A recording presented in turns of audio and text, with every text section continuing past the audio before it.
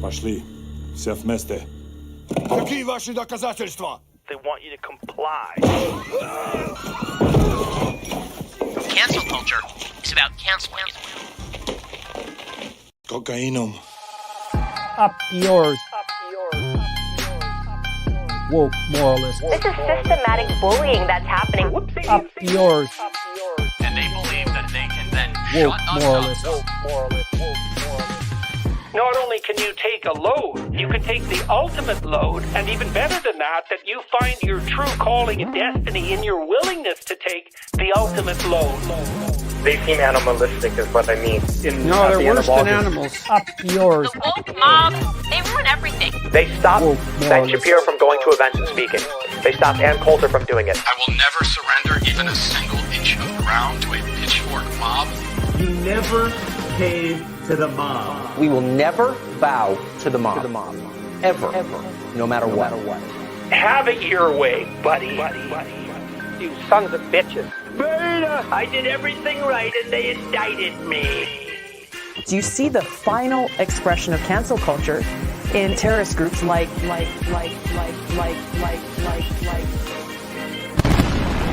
We'll see who cancels who.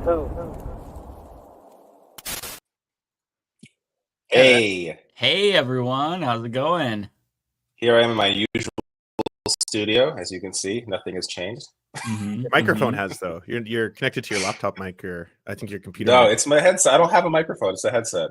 Oh, okay. This is me for now. I probably can't stay the whole episode, but I am on location in Russia, finding out the deep information about the Tim Pool, Dave Rubin debacle. Oh, cut the shit, David. You're on the run. You were named in this DOJ report, and now he's on the run, folks, okay? He's one of the Canadian culprits. I'm commentator number 6, actually. Yep. So we're going to address this. We're going to have to talk about David Dole's future on the Leftist Mafia, knowing what we know now about this story. But David Dole. The only thing that's going to change asset. is that we're going to call it the Russian Mafia now. That's the only difference. There we go. Everything else will stay the same. We just got to change the name. That's it. This But, story. I guess we'll talk about that later. Amazing.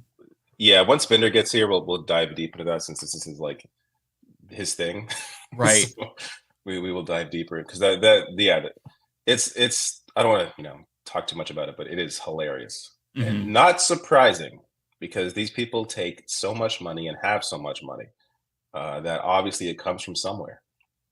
Yeah, and I don't want to start too much with this story, but I just have to say it is the most hilarious thing ever that they're all saying that they're victims when victims typically don't get $2.9 million across 3 different people. It was I guess they thought that was the going million. rate. Like Benny Johnson was just like, what's my fee? $100,000 per episode. I guess that's my market rate. I guess that is normal. Not even original content, just to edit little clips of my other channel and upload it $100,000. Yeah, nothing to see here. No reason to ask where this is coming from or what this is. More money than most people see in like a year, but like sure.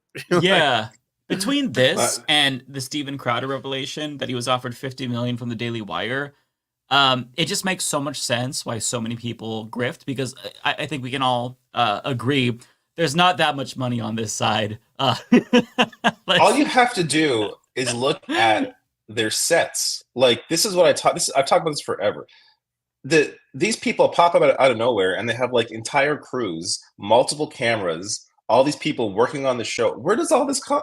How do you afford all of this? Meanwhile, I've been doing this shit for 10 years. Look at my set right now. Like this is what I got. So like it's just there's nobody here. All of us look, we do what we can. All your sets look very nice. But they're just like what you can makeshift, what you can put together through Home Depot. My mini SNES is behind me. That's my actual mini SNES. I use you that. Put your mini SNES there. Oh, I love that, Lance. SNES right over there. Yeah. And that is the most expensive piece of your entire set. Like no, Miss Pac-Man is more than the SNES. I think it's Miss Pac-Man. There we go. Yeah. I do love the Miss Pac-Man mini arcade. That's great. Is that arcade 1-up? I think so. Just the miniature versions. It's got like 4 versions of Pac-Man. Cool. Wow. My partner has high scores. She's like she dominates me in Pac-Man. Really? Did the Chinese government pay for that, Lance, or a different government we should know about? I'm for sale. I'll be honest. You two can be moral, but if China is listening, I am ready. I will deliver your message. He's already been learning the language. I've been learning Mandarin. I didn't know there was this kind of money. I had no idea. I knew they had money, but man, $100 grand a week? Like, are you out of your goddamn mind?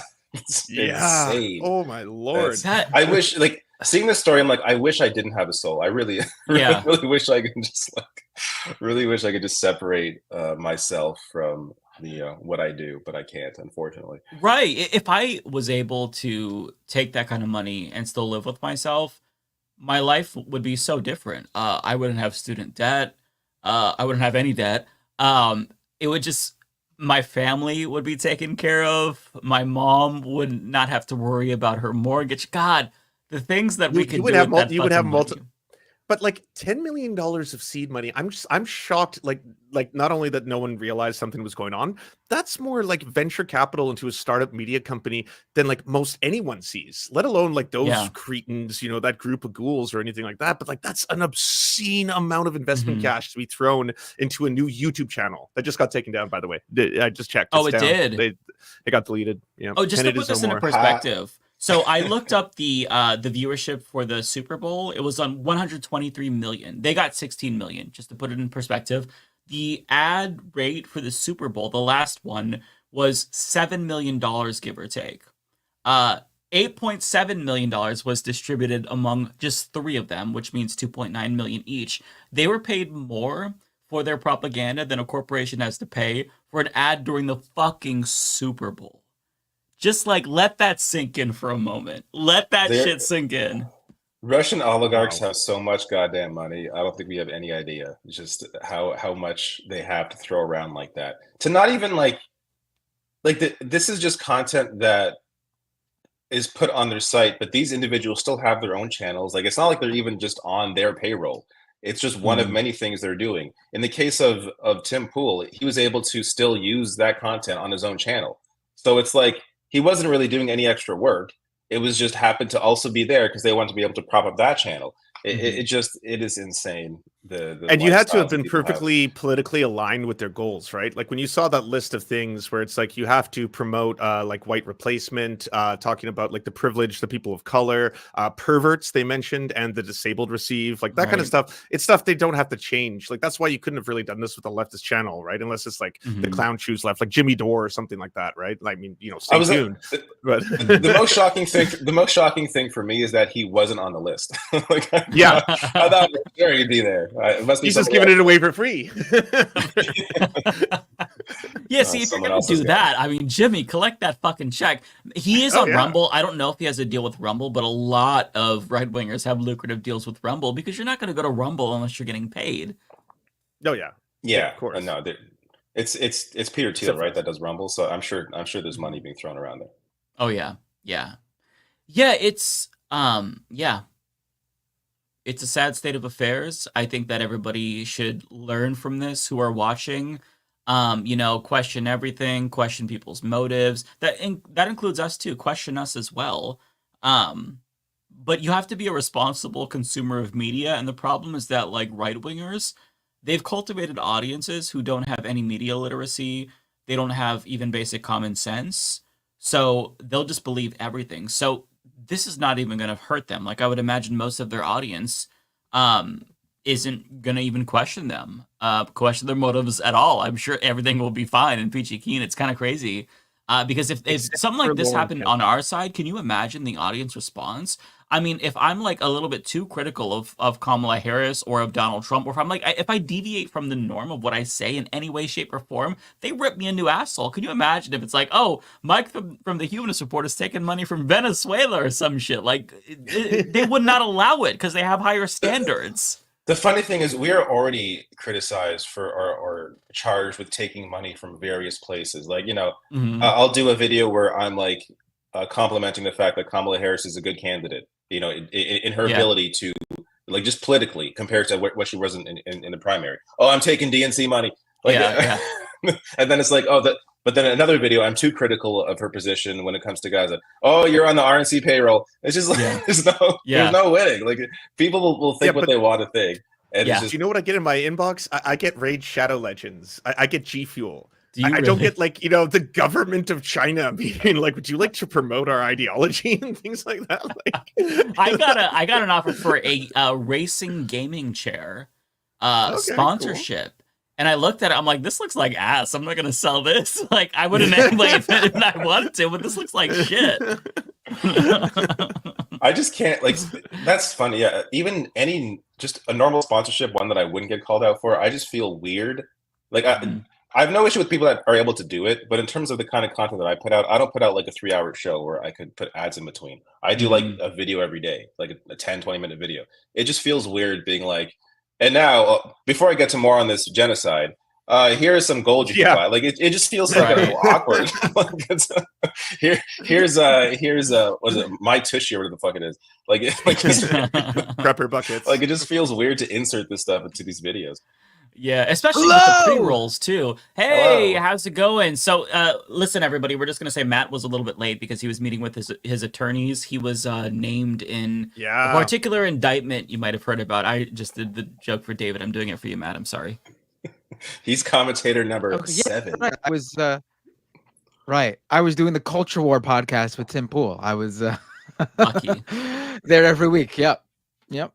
It's good stuff. Good stuff. So we saved the meat of the conversation for you, Binder. So if you want to jump off and just, I don't know where you want to start. Oh, sure. Maybe a basic rundown of facts for people who... What's going on with your mic?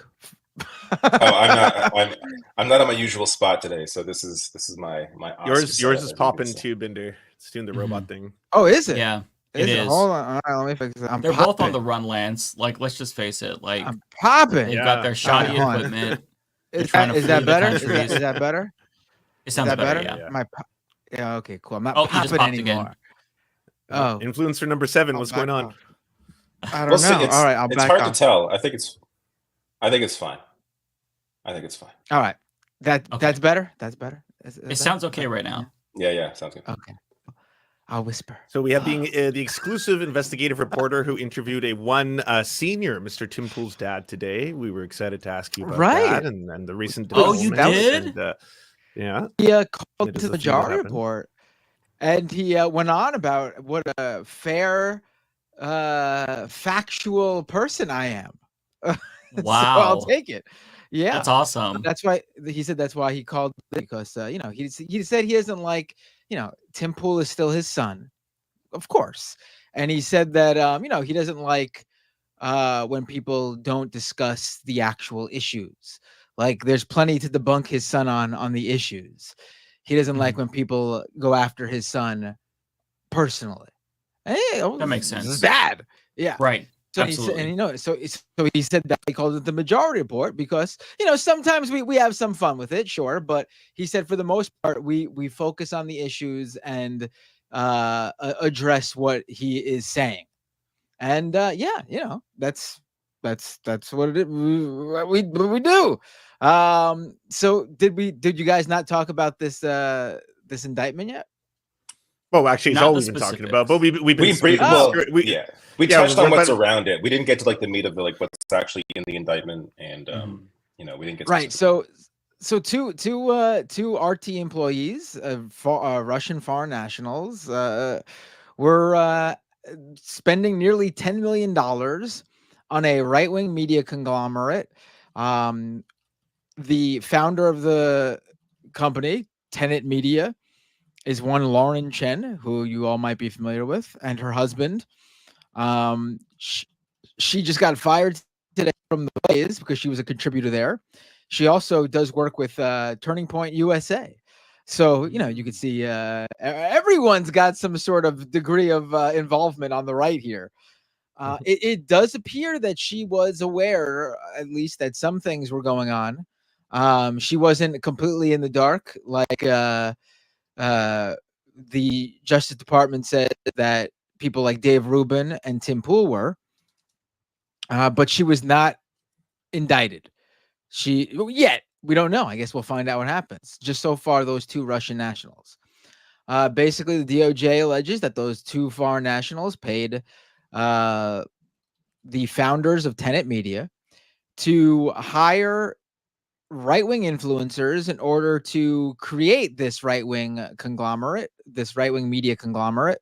Basically YouTube channel, Twitter account, Instagram, TikTok, the whole thing. It was a total online media outlet.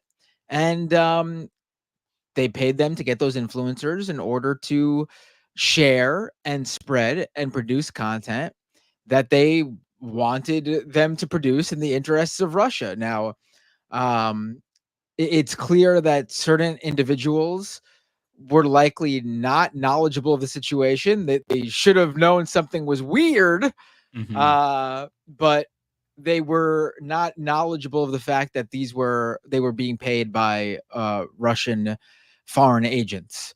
The content appears to mostly have been, at least that those individuals produced, to been their normal content.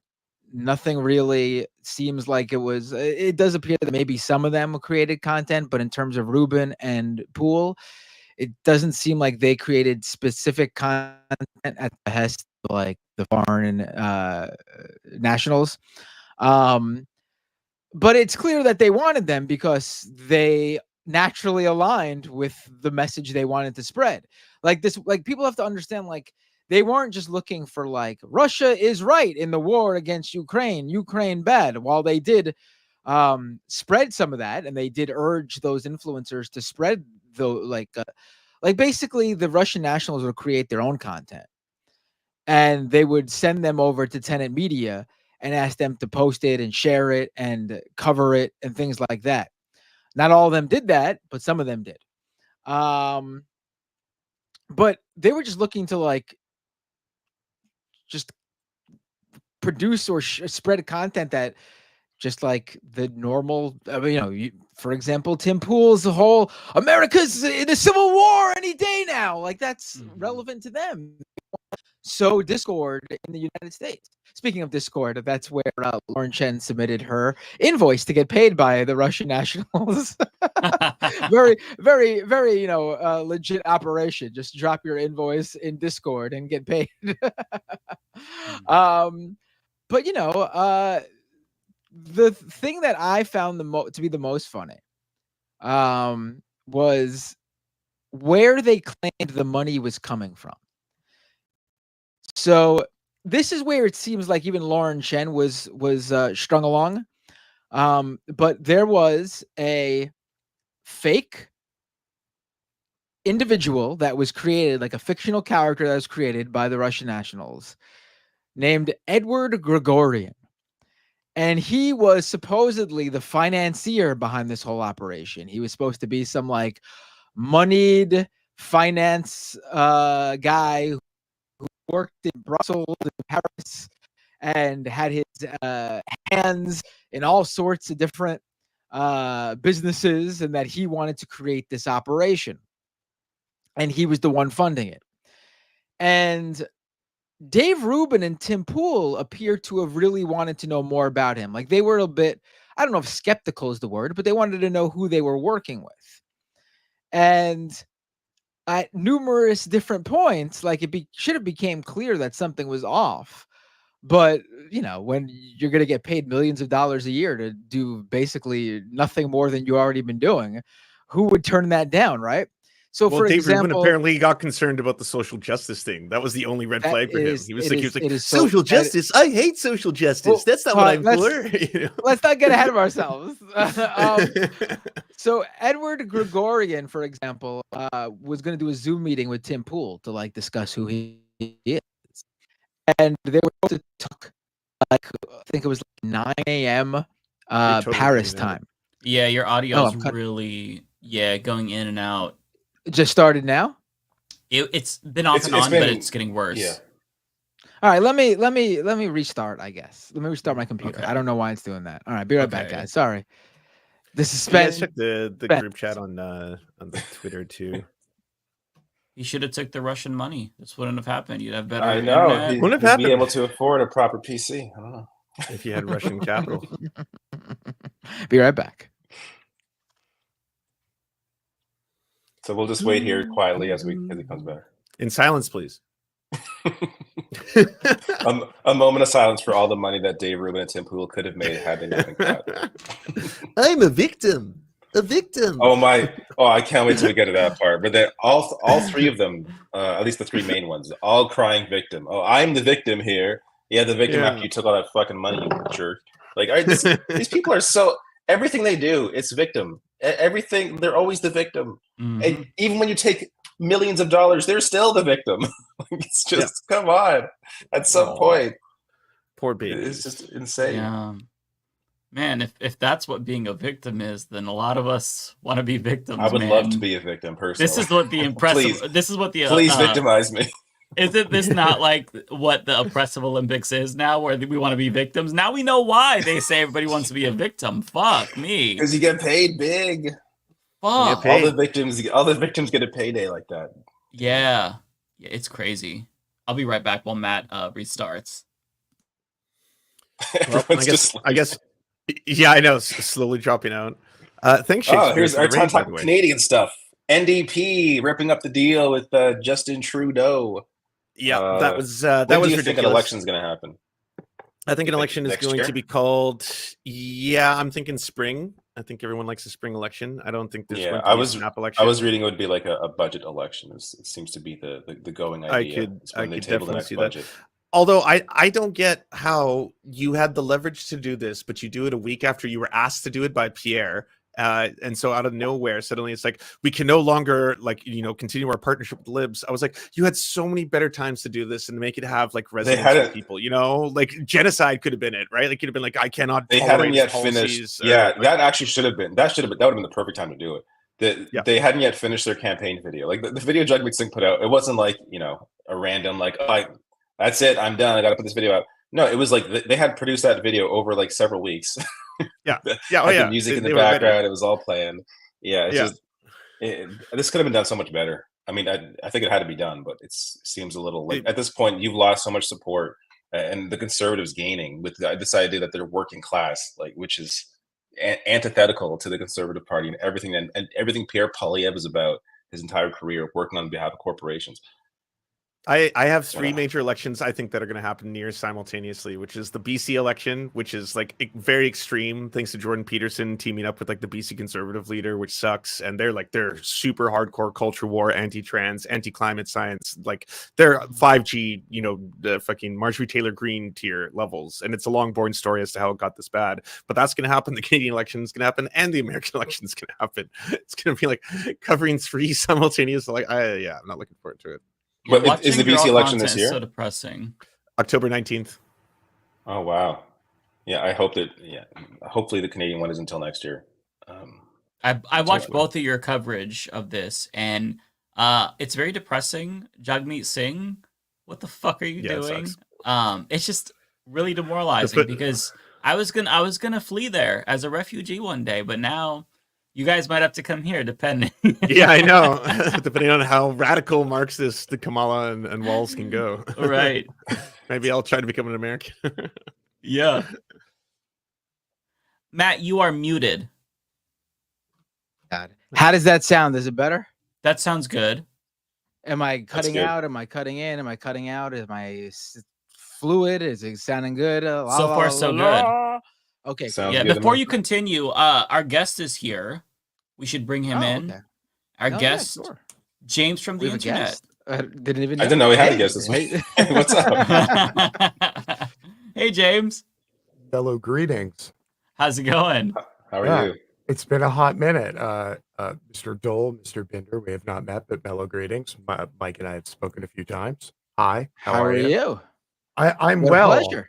Apparently somebody who once did a thing like 12 years ago is now in the news. So that's usually when people call me and go, hey, do you remember this thing that happened a long time ago? Cool. What happened? I don't know what you're referring to. Oh, so sorry. So long story short, I was, I guess for lack of a better term, a Tim Pool contemporary back in the day. You were? And oh, I didn't know this. And I had the added advantage of having worked at RT. So for the last 2 days, really? over in my social media, basically the running joke is that the Venn diagram of people who worked at RT and people who worked with Tim Pool is literally me.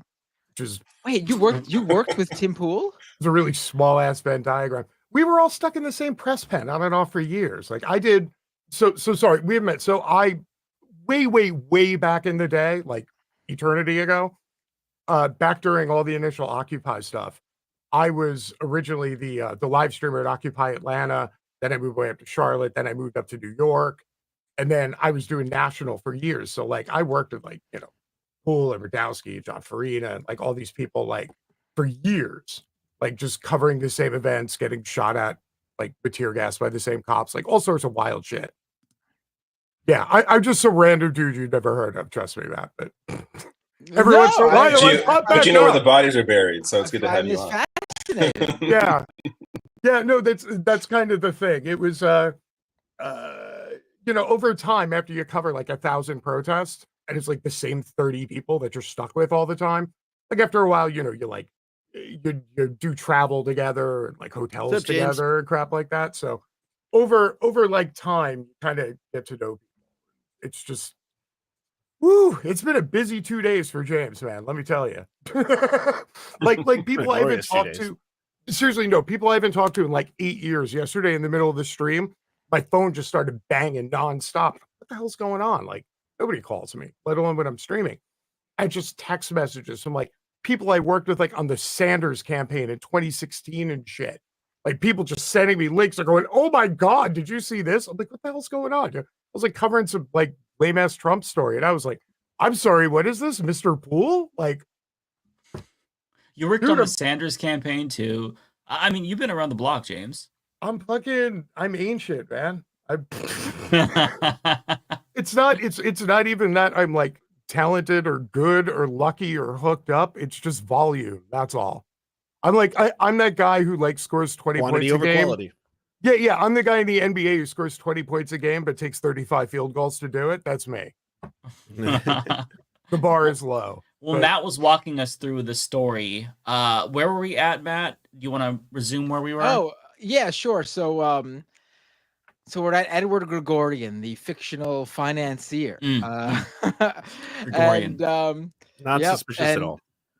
Right. By the way, if you looked him up before, like obviously if you look it up now, these stories all pop up. But if you looked up that individual before, there were no hits. Like this guy did not. It was clear that either this guy was the world's most James Bond-esque multi-million-dollar financier, or something was up. Like the fact that this guy was just like disappeared off the internet, nowhere to be found, should have given some red flags. But one example of like things that should have tipped them off was like Edward Gregorian sent a Zoom meeting link to Tim Pool and I guess the other founders of Tenant Media to like have a meeting so they could convince Pool. And let's just say the time was like 9 a.m. they were supposed to meet. And he said like, oh, that's 5 a.m. Paris time or something like that. And he emails them an hour before the meeting was supposed to start saying, I'm in the room. And it turns out that it was an hour before the Paris time, but it actually was the exact time he said he wanted to meet in Moscow. So like he was still going by Russia time because that's where this individual was. And he later, whoever Edward Gregorian is, later realizes and sends a follow-up email saying like, oh, I'm sorry, I didn't have my calendar synced up from my travels or whatever. And then with Ruben, like Lance said, this one was really funny. So Ruben is insistent on them sending stuff about Edward Gregorian. Smart guy up to that point. And the founders of Tenant Media, Lauren Chen, are like, you got to send him something. We need to send him something. He needs to know more about this guy. And so they put together like a fake, like profile, like a glossy profile. Like, I don't know if you want to pull it up on the feed. Let me drop it. It's page 13 of the indictment. I'll drop it in the private chat for someone to pull up. If you could do it, I can with this computer. I could do it, yeah. And it's page 13. I'll read the so it's like his resume and stuff like that. But at the top is like what is clearly a stock photo of a guy on a private plane. And there's a little like biography, like a summarized biography. And it says Edward Gregorian. And it's the vaguest shit you'll ever hear, but here we go. Experienced finance professional and investor. Deeply engaged in business and philanthropy. Leveraging skills and resources to drive positive impact. Supporting a range of organizations worldwide with a dynamic presence, mainly in Brussels and London, engaging in personal and professional pursuits in each location with a focus on poverty alleviation, championing free speech, and advocating for social justice causes. Now, to me, this just sounded like the sort of like vague sort of like LinkedIn bullshit you see, like on like LinkedIn profiles. Like AI wrote a resume, basically. Like the classic like entrepreneur that's like faking it till he makes it. Like it's all bullshit. Like it's all like the range of businesses is like back when he sold Beanie Babies on eBay in 1997 or something like that. That's what they're usually talking about. But I guess in their attempts to like put buzzwords in there, like the LinkedIn buzzwords in there, they didn't realize that a conservative commentator doesn't want to work with someone who cares about social justice. So after they send this to Dave Rubin, Lauren Chen gets back to the Russian nationals and says, there's a problem with the profile we sent over with Dave Rubin, specifically the reference to social justice. And she says to them, I think it may be because that's usually a term used by liberals, but we're trying to create a conservative network. And then apparently Chen says to them that maybe Rubin and Edward could simply speak together to clarify things. I mean, it's 100% because he didn't want to fuck with the bag. He didn't want Dennis Prager to get mad at him. He was like, no, wait, I hate social justice. That's the bad thing. I don't want to do that. So I think that's the only reason he got so scared by that one. I would vote against my own marriage tomorrow if it meant saving my career. I mean, I think it's really funny that like you have this whole profile that's bullshit after bullshit after bullshit, red flags everywhere. And what catches him off guard is, social justice? What? Yeah.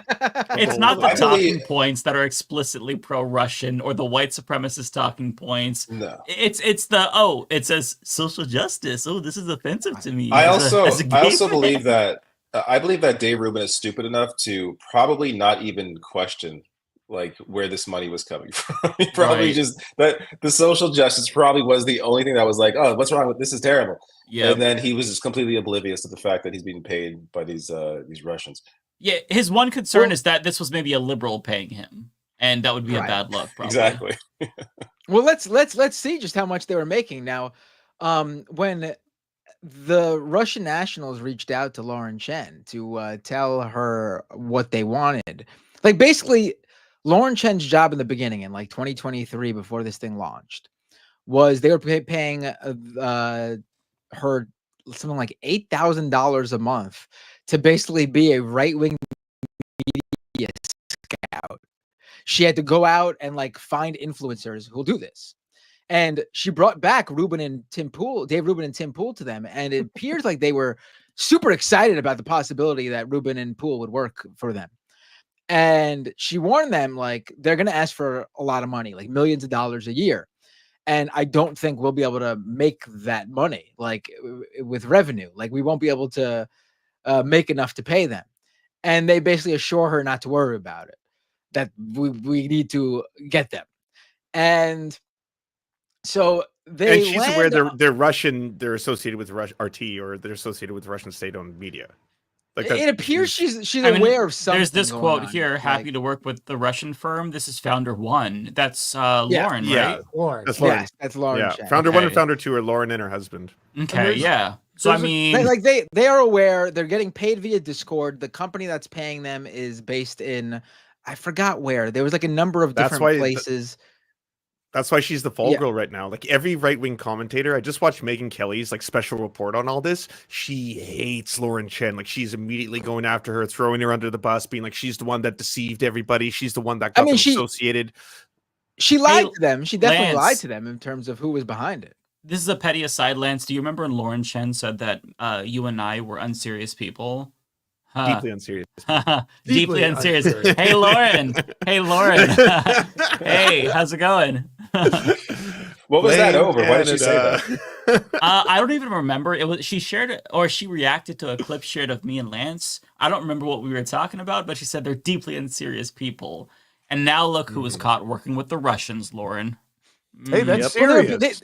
After she did her scouting job, I think they were paying her like something like $25,000 per month or something like that. Wow. God damn. Yeah. And it was basically serious money. run the I mean, me. once you hear how much the commentators are making though. So Dave Rubin, who's I've it's pretty clear who each commentator is if you're aware of these individuals. You just have to track the subscriber counts. They're roughly what they were at the time of the investigation. Also, what they describe, like how they're described in the indictment. For example, commentator 1 is Dave Rubin. Commentator 2 is Tim Pool. Those are two you could tell by the subscriber counts and also the deal that each of them had. Commentator 3 appears to be Benny Johnson. Commentator 4 is definitely Lauren Southern because at one point Russia complains that all she does is promote her own documentary on Tenant Media and nothing else. Yeah.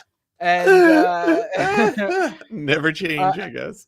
Yeah, and I gotta say though, if you look at Tenant Media's YouTube channel, the only video to break over 200,000 views, and it has like something like over a million views, is her documentary. Everything else on there is actually pretty low view count for right-wing media. So Lauren Southern might not have been promoting their shit as much as they wanted, but she brought them the hits. But Rubin's contract was basically 4 weekly videos produced specifically for Tenant Media for a fee of $400,000 a month plus a $100,000 signing bonus and additional performance bonus. So taking away that one-time signing bonus and any additional performance bonuses, because we don't know what those were and if they even paid any of those out, Rubin was making basically $25,000 per video to create 4 videos per week for Tenant Media. And those videos would be uploaded to Tenant Media's YouTube, and those would be Tenant Media's videos. Now, he definitely got paid more than the other creators, but he also appears to have done more work for Tenant Media when you compare to what Tim Pool was getting paid for. So Tim Pool was getting paid not a good negotiator. 100,000. No, he actually was the better negotiator. People are reading this. Oh, wrong. Tim beat Benny. Oh, okay. Tim is doing better here. Well, I don't know how much was Benny Johnson making. I thought it he looked made like Benny was 400,000. making more. Yeah, Benny was making more. I don't. Hold on. Let me look. It was up 8.7 million among the 3 of them. I didn't figure out the distribution of them, but it looked like Benny was making more. Also, wait, just quick point of fact here. Where previously Matt said you should just go look at the Tenant Media YouTube page and you'll see Lauren. Yeah, it's gone. Won't. Yeah, it's gone. Yeah, that page no longer exists. Oh, really? It's gone. Their TikTok, their Instagram, and their X account. Like gorillas in the mist. Just their YouTube is completely gone. I just checked that. Yeah. Oh, it's too bad. I would have grabbed. That happened at the start of my stream. Yeah. I don't see how much they. I think the problem is people are confusing Commentator 1 with Benny Johnson. Commentator 1 is not Benny Johnson. Commentator 1 is Dave Rubin. I'm pretty sure based on the I did not subscriber figure that count out yet. Yeah. 2 is Tim Pool for sure. So Tim Pool's making more. Good for Tim. No, but Commentator 1 is the only one who has over 2 million subscribers. And Benny Johnson doesn't have 2.4 million subscribers. So Commentator 1, I'm pretty sure, is Dave Rubin. Commentator 2 is Tim Pool. So it's Dave Rubin who is making $400,000 a month. But Tim Pool got the better deal. People are misunderstanding here that Tim Pool got the better deal. So as a quick reminder, Dave Rubin's doing 4 videos a week for them, specifically for them at $400,000 a month. That's so Commentator insane. 2 Yeah, was getting paid it's TV money. $100,000 per video for a non-exclusive, non-transferable license. Oh, that's way better. Yeah, so that's just What? uploading your other Non-exclusive. content. So Yeah. this is what Tim Pool was doing. Yeah. He was getting paid $100,000 for live streaming a single episode of his Culture War podcast on Tenant Media. Oh. And then he would have the full rights to the podcast afterwards to do it was his property. So he was getting $100,000 for doing the exact really good same deal. work, but just connecting the live stream program to a different YouTube channel when it goes live. So again, Rubin had to do 4 videos per week just for Tenant Media to get $400,000 per month. Pool just had to live stream his own Culture War podcast once a week that he was already doing, but live stream it on Tenant Media's YouTube channel, and he would make the same amount as Rubin. Tim Pool had the better deal. Get over that. Yeah, that is a better deal. I checked Lauren Chen's Twitter page. She has not responded as of yet. She does have a post. Same with Southern. Yeah. Okay, I haven't checked her. I keep mixing up the two Laurens. It's confusing. But like the Lauren Chen, she does have a post up about the trans lobby. So she's more focused on the serious issues rather than the indictments. So yeah, but as usual, Tim Pool, the only one who's stupid enough to keep running his mouth. Everybody else, like the lawyers, I know. Right. Shut up now. And they're like, cool, I'm just not going to tweet. Tim drops like 4 videos in 15 hours. He's just like, fuck it. Just like, we're there already. I'm just digging, dog. Yeah. Like, and now he reached out. He's doing an FBI investigation. Like you saw the FBI. Yeah. He's cooperating as a victim who was paid very handsomely. Yeah, I feel so bad for him, man. If that happened to me, I would commit seppuku. I wouldn't be able to live with myself if I was victimized like that. It'd be so hard to get over the trauma he must feel from being victimized. Their YouTube is the only channel that's down. The others are still all up. Oh, is it okay? Yeah, and it appears that it was removed because YouTube removed it. Yeah, I figured that's probably what happened. Yeah, right. YouTube is the only one that removed it. Everyone else is like, why the fuck are we gonna break our policy? Who gives a shit? Right. I mean, I think it should stay up. Honestly, people should be able to pour through that shit. There's definitely information there. I think in those videos. Yeah. All the old RT content's been gone for years. Even long after the push of the really good content creators at RT. RT, as a, especially with their YouTube pages, because they had RT International, they had 4 pages. And they were still up until I want to say about 2020, 2021 or so. And then when Russia got officially labeled as a state media sponsor or some shit like that, they vaporized it. Everything popped off of YouTube. And they had a solid 15 years of content on there. And they had exclusives from Abby Martin and Ben Norton and Tom Hartman was on there too. Ed Schultz. Yeah. So many people work there, and they the second they got labeled as Russian state media, every single piece of RT content across YouTube, across every channel, got nixed in 3 seconds flat. Nobody had time to pull shit off of it or anything. Just gone. So just all this content is just people are just it's on the internet, it's there forever. And I'm like, well, if somebody else records it, because at this point, people are just pulling they were talking, there were 30 some odd websites that they pulled down, in addition to this whole investigation. Right. So content's just going to keep vanishing off the internet, right. That. And then it's just people are wrong when they say if it's on the internet, it's forever. It's not true, actually. No, if it's on somebody's computer, it's forever. If it's even on the then, internet. even then, it's got to be backed up in multiple places. All it takes is for a hard drive to die, and that's it. It's got Yeah. So look, my heart goes out to Tim Pool and Dave Rubin. Any victims, I always stand with them. I'm praying for them. I don't know how they're going to recover from this. being victims. But I'm sorry if you're watching Dave Rubin. Dave Rubin has me blocked. But listen, I'm willing to make up. I feel bad for you for being a victim. Who hasn't he blocked? He's blocked like everybody. We're all probably He was my blocked, first right? celebrity block. I blocked my. Yeah. I was blocked a long time ago by Dave Rubin. I forget when that happened. Like Yeah. my first block probably was from Dave Rubin. Yeah, that was my first one. celebrity block where I was like, oh wow, he's famous and he blocked me. Yeah, Matt and James, are you guys blocked by Rubin? Yes, I am. I am not blocked by Rubin. I am, however, still blocked by Alex Jones. Really? That's hilarious. Alex Free Speech Jones. Wow. Alex I didn't know he was a Free block Speech guy. Yeah. Neither did I. Wow. Like, my account was banned for like 4 years, and when I got it back, I was like, "Oh wow, I totally forgot what Twitter was like." And then I started looking around, and I was like, "Shit, all these people still have me banned." It was like I've been anywhere in like a decade. I'm like, seriously? Why did That's block like, you? At the 2016 RNC in Cleveland, I don't know if you remember, he got into a fight. Like he went and basically picked a fight with a bunch of leftists outside the hotel because he'd been doing like a satellite broadcast for 3 days. TYT, right?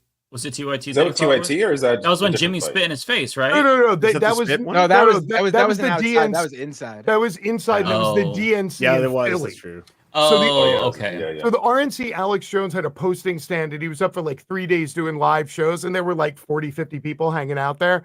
So he had to like rustle up some trouble and he basically went to where all the leftists were protesting and just marched into like a wall of them and he had like Joey Biggs and like a whole bunch of like the knucklehead patrol.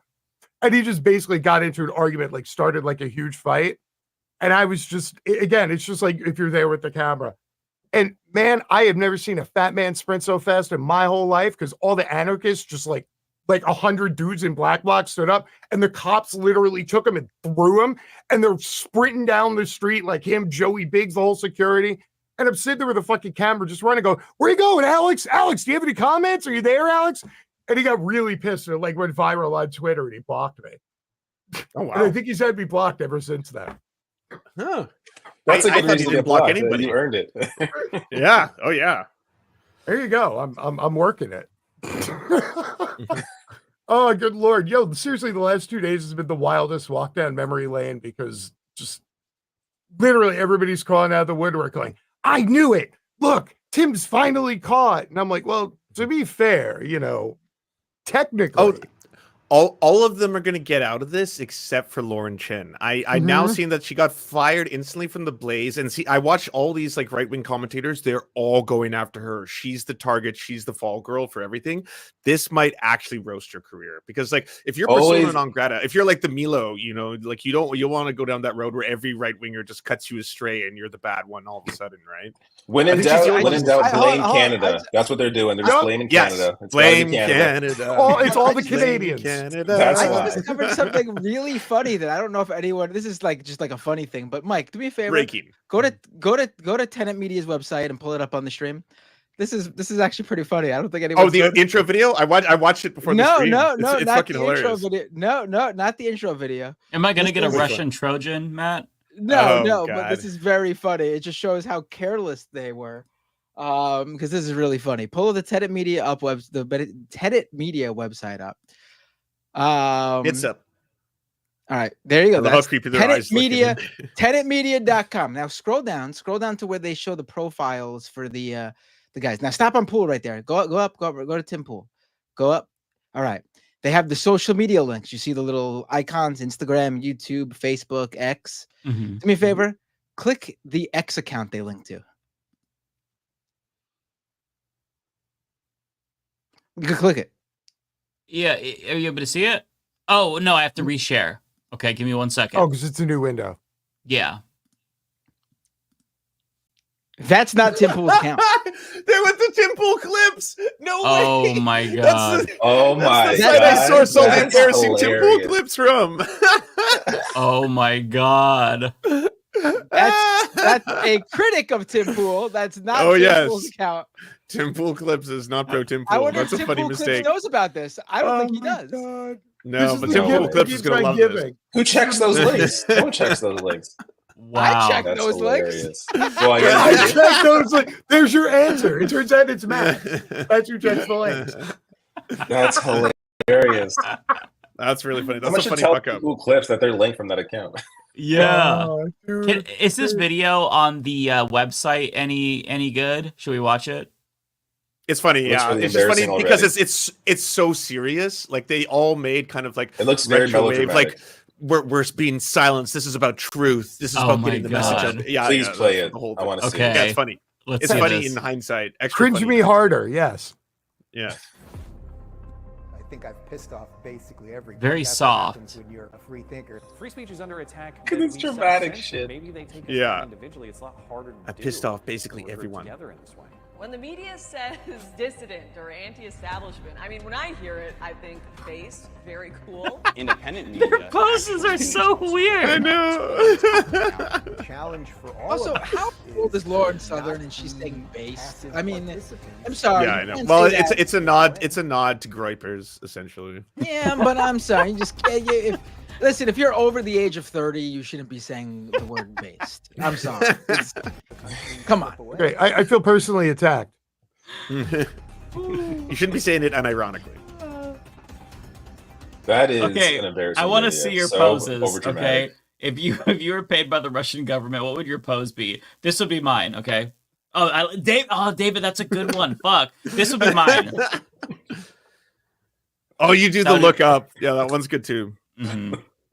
No, you gotta look. That's good, Lance. or Yeah. Wow. Yeah. No, or That's good. Oh shit! You got the full 360. Hey, The full Russia, 360 China, zoom in, you that's like what what you you gotta see? Venezuela? Yeah. Huh? I am for sale. I am for sale. Wow. I actually like Venezuela. Oh, hold on, wait a minute. I'm a fan of most countries. I I'm just a don't like the chavista. government. To be I'm a honest with you. chavista. Shavisa, I gotta try this. Hold on, wait a minute. Hold on, wait a minute. Is this the move? Boom, boom, boom, boom. Oh, it's the They pan said you in. couldn't tell. Oh. How did I do? Did I do this right? Oh, that's good. It's my first time. Did I get that right? That was beautiful, James. Okay, thank you. I love it. Jailed for heterodoxical thought. Yeah. Heterodoxical thought. Right to jail. Thought. By the way, I do have actually some stories prepped because David, I thought wasn't going to come, so I felt like pressured to play host. Usually I'm lazy and I just sit here and react, but I do have stories. And on the When subject, I'm host, I still don't prep. But anyways, go on. Okay. So I want to talk about another foreign country, specifically a gang that has taken over portions of the United States of America. Venezuelan gangs! Yeah, you know what it is. Okay. I learned about this from Jank. He said that apparently they're swarming and they're violent and they're attacking whites or something like that. And it's scary. Yeah. I think that he said local news in Colorado has absolutely confirmed Venezuelan gangs took over apartment buildings in Aurora, including a report by legal team hired by the property owners. So why are the local authorities ceding U.S. territory to foreign gangs? Why haven't the cops gone in already? Now, as you can see, Jeff Waldorf, friend of the show, great person, is like, hey, man, this isn't true. And then he's like, no, you watch this fucking show. You watch it. So it's clickbait. It's clickbait. I'm doing propaganda for clickbait. Xenophobic, fucking racist propaganda for clickbait. I am rooting for the Venezuelan gangs. Me too. I am totally in support of the Venezuelan gangs. I hope that they continue to spread. They further outside of Aurora, take over Colorado, followed by New Mexico. If New Mexico's not already gone, Arizona, and it's continue to spread out. And then we could just be Venezuela Part 2. Yeah, if they offer us free healthcare, I pledge fealty. I have no choice. And some of that sweet cheap gas, I'll take that. I know, for the record, the jank tweet you just showed, Anna Kasparian put up a very similar tweet today, and the reason I know about it is because Tim Pool retweeted it. There you go, cycle of life. I got the whole circle. There you go. Wow. Hell yeah. Wow. So I just want to, so if I could do like a trailer for Fox News, from the people who brought you Muslim no-go zones, brings you a new terror threat.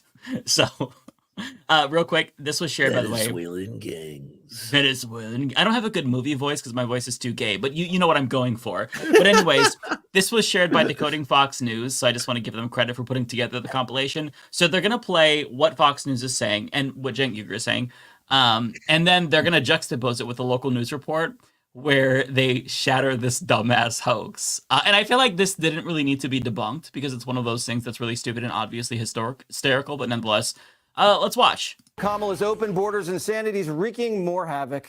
Officials in Aurora, Colorado are setting up a task force after terrifying video emerged of a vicious apartment invasion, allegedly by a dangerous migrant gang. Developing this morning, we're hearing... Okay, so that's the story. Fox News has been fear-mongering about that for days now. This is the actual story where they talk to the people that live at the apartment complex, and what they say is genuinely amazing. The people living inside of one of those chaotic apartments in Aurora where the alleged gang activity is taking place. Neighbors telling us gangs are not the problem. They say poor management is the problem. Yeah, so this all comes after we've showed you this concerning video, that video that you just saw of what allegedly could be gangs going door to door there. Fox 31's Courtney Fromm, she's on it live in Aurora this morning. Now we're even hearing from the mayor who, is saying this is because of slumlords, not the gang. So we're kind of hearing both sides of this.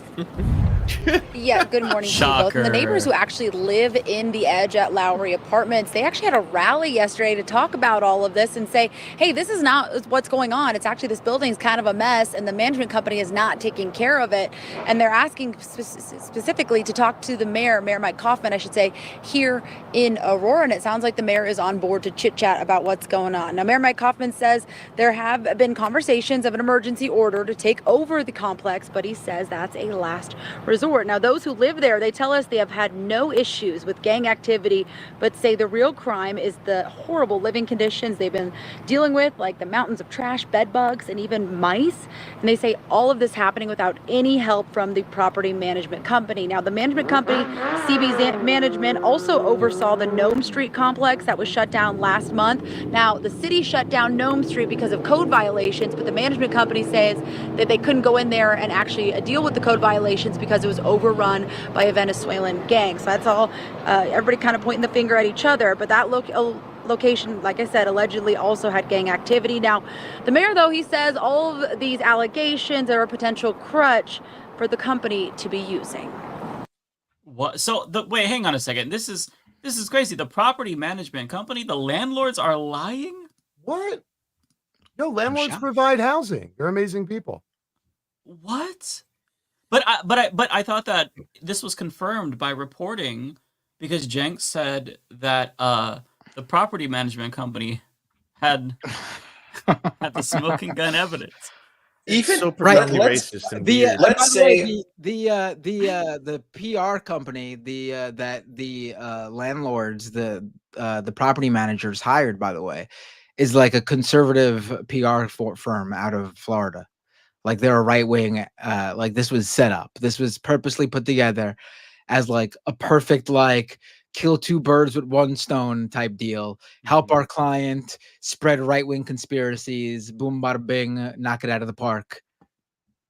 Even if let's say it was true for a second. Like let's just they're taking over. This is not a national story. Like why would any national news coverage take this on unless the whole point is to fearmonger about crime? Like this is not a national issue at all. And a specific kind of crime, immigrant crime, the scariest of crimes, the Venezuelan crime. They're coming. They may not even speak English while they're doing crime. And right? We can't have they that. might be speaking all those different dialects, weird olays and sounds. Fucking hell, like goddamn. Scary. They got weird smells. There's spices involved. I know it's all. Some I assume are good people, but So Trump actually, speaking of why is it a national story? Trump did that live speech today at the whatever it is, like the Economist Club in New York City. He spent 10 minutes on it. Oh, that makes sense. Okay. He didn't just see the apartment. He was like, did you hear about this? Aurora, Colorado. It's a town in Colorado, which is a state. And he's like, that's right. The gangs, they've taken over whole sections of the town, entire areas, completely controlled by Venezuela. And there's like 12 people in an apartment building going, there's like 2 guys up here in their dicks. And like they got a fucking shadow government, and they've taken over. They have power. They formed a government all based on this video. Like, holy shit! They hoisted up the fucking the sickle and the hammer on the town flag. Like, this is Chaz 2.0. Chaz 2.0, but scarier. Oh my god! Yes, with free healthcare. So yeah, infinitely worse. Yeah, but apparently, like Donald Trump, literally, National Cabinet was like, they took over whole sections of the town. Like what? Like, there was one story about one apartment building, and he literally has people thinking there's an entire gang of Venezuelans who've taken over like the 97th largest city in America. Just, just chilling. Just no biggity. Like, this happened. Dude, this is going to be the longest 2 months. Do we have the TYT video out of curiosity? I'm just curious, like, why? Oh, his response. Yeah, I would be curious to see that. I can check. I don't know if Jenks said that it was going to be on their evening program. I'm not sure if they cut the clip for it, but I'll check real quick. It just seems like a weird story to cover. Like, why even decide to cover this? Well, we know why. You know why. Because Jenks' number one concern is property values. If not his, everybody else's. It's his number one priority. Ever since Anna moved to the cul-de-sac, they've just been all about property values. Like, okay. You know what? They have the video clip. The title is actually a little bit different. It says, let me just show you.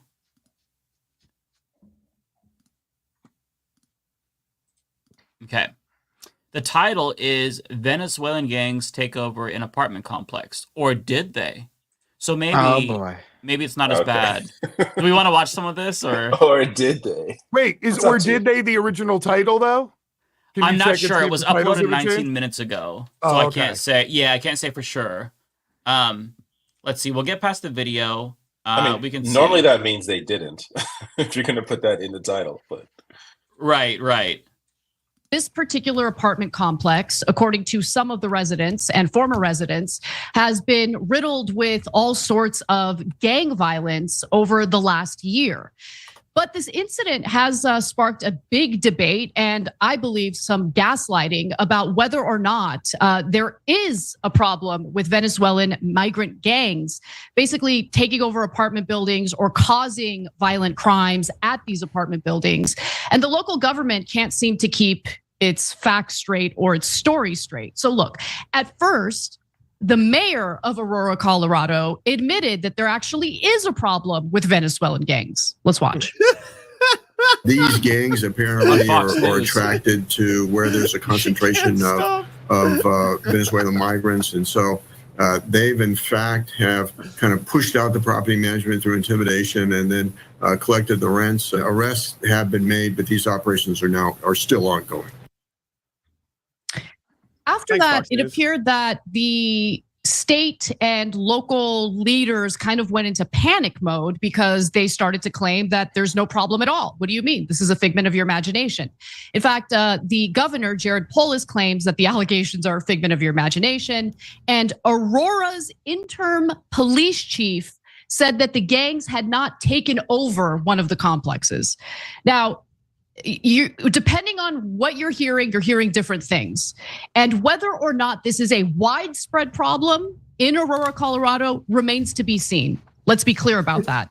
But the issue of this Venezuelan gang carrying out violent acts and crimes in the area, there seems to be a lot of evidence of that, while the Democratic lawmakers and leaders in the state and local level want to pretend like it's not happening at all. Okay, so this is moving the goalpost because the claim was that they took over this apartment complex. They're establishing basically a fucking center of power. They have hegemony over this area. And now it's like, well, now there's gang activity. Yeah, there's gang activity in every fucking city. Is this really a story? Yeah. Oh, absolutely.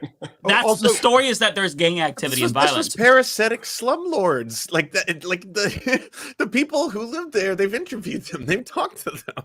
They did change the title of this video, by the way, in the 20 minutes since it's been up. Did they? If you go to Google and you just Google TYT Venezuelan, the first link that comes up is a YouTube video posted 20 minutes ago. And the title is "What is Going On with Venezuelan Gangs in Aurora?"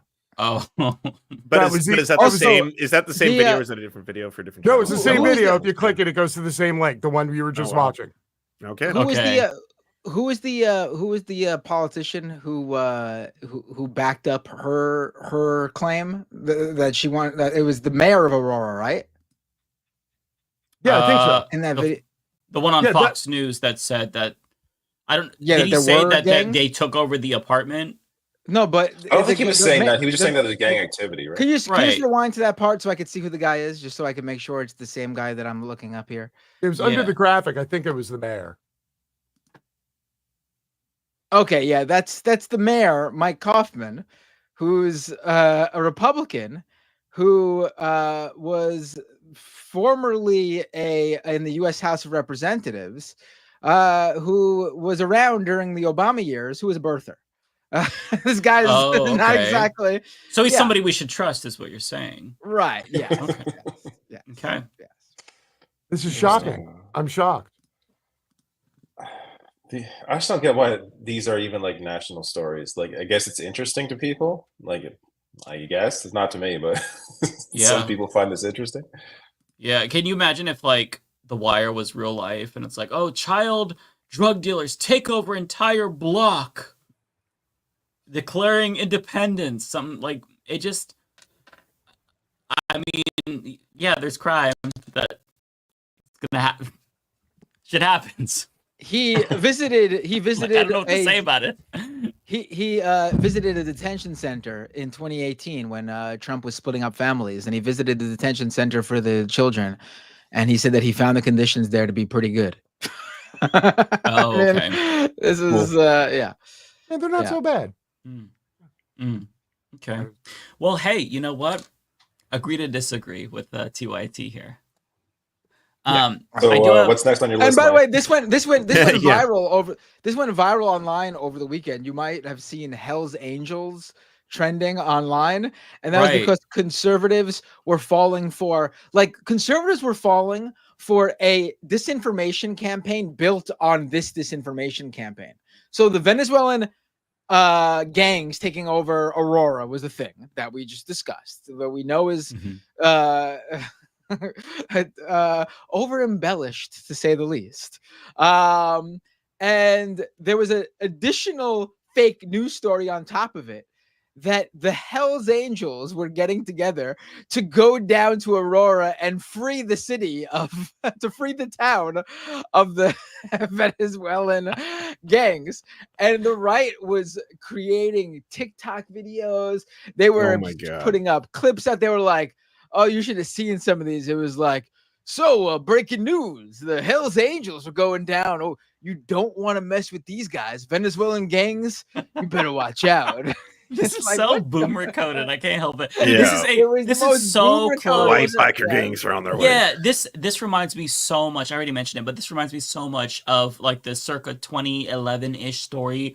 I think where Fox News was talking about Muslim no-go zones in the UK, where they declared like Sharia law and they were semi-autonomous and whatnot. And I remember even David Cameron, the conservative prime minister at the time, was like, hearing that made me spit out my porridge. Like it's just like he was like, he thought it was fucking stupid. Like what? It's so hyperbolic that you have to question it just like on its face because it sounds so ridiculous. You do, but the reason they do it, and what I really hate about this, is that like it always has to set you up in this dynamic. What, are you on the other side of this? Are you for the gangs? Are you for this violent criminal? Are you for this violent thing? And like no one's on the other side of that. It's like, okay, but can we look at the actual statistics? Is crime down overall? Is violent crime down overall? Is there an actual surge? Or are you always choosing specific stories? Like the guy who like randomly shit on the street, and like you want that in your city, or like the wave of crime that's coming, the gangs, the violent gangs.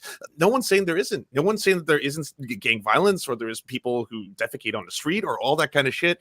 But is this like a problem society-wide, like across America? There's roving gangs and all that kind of stuff.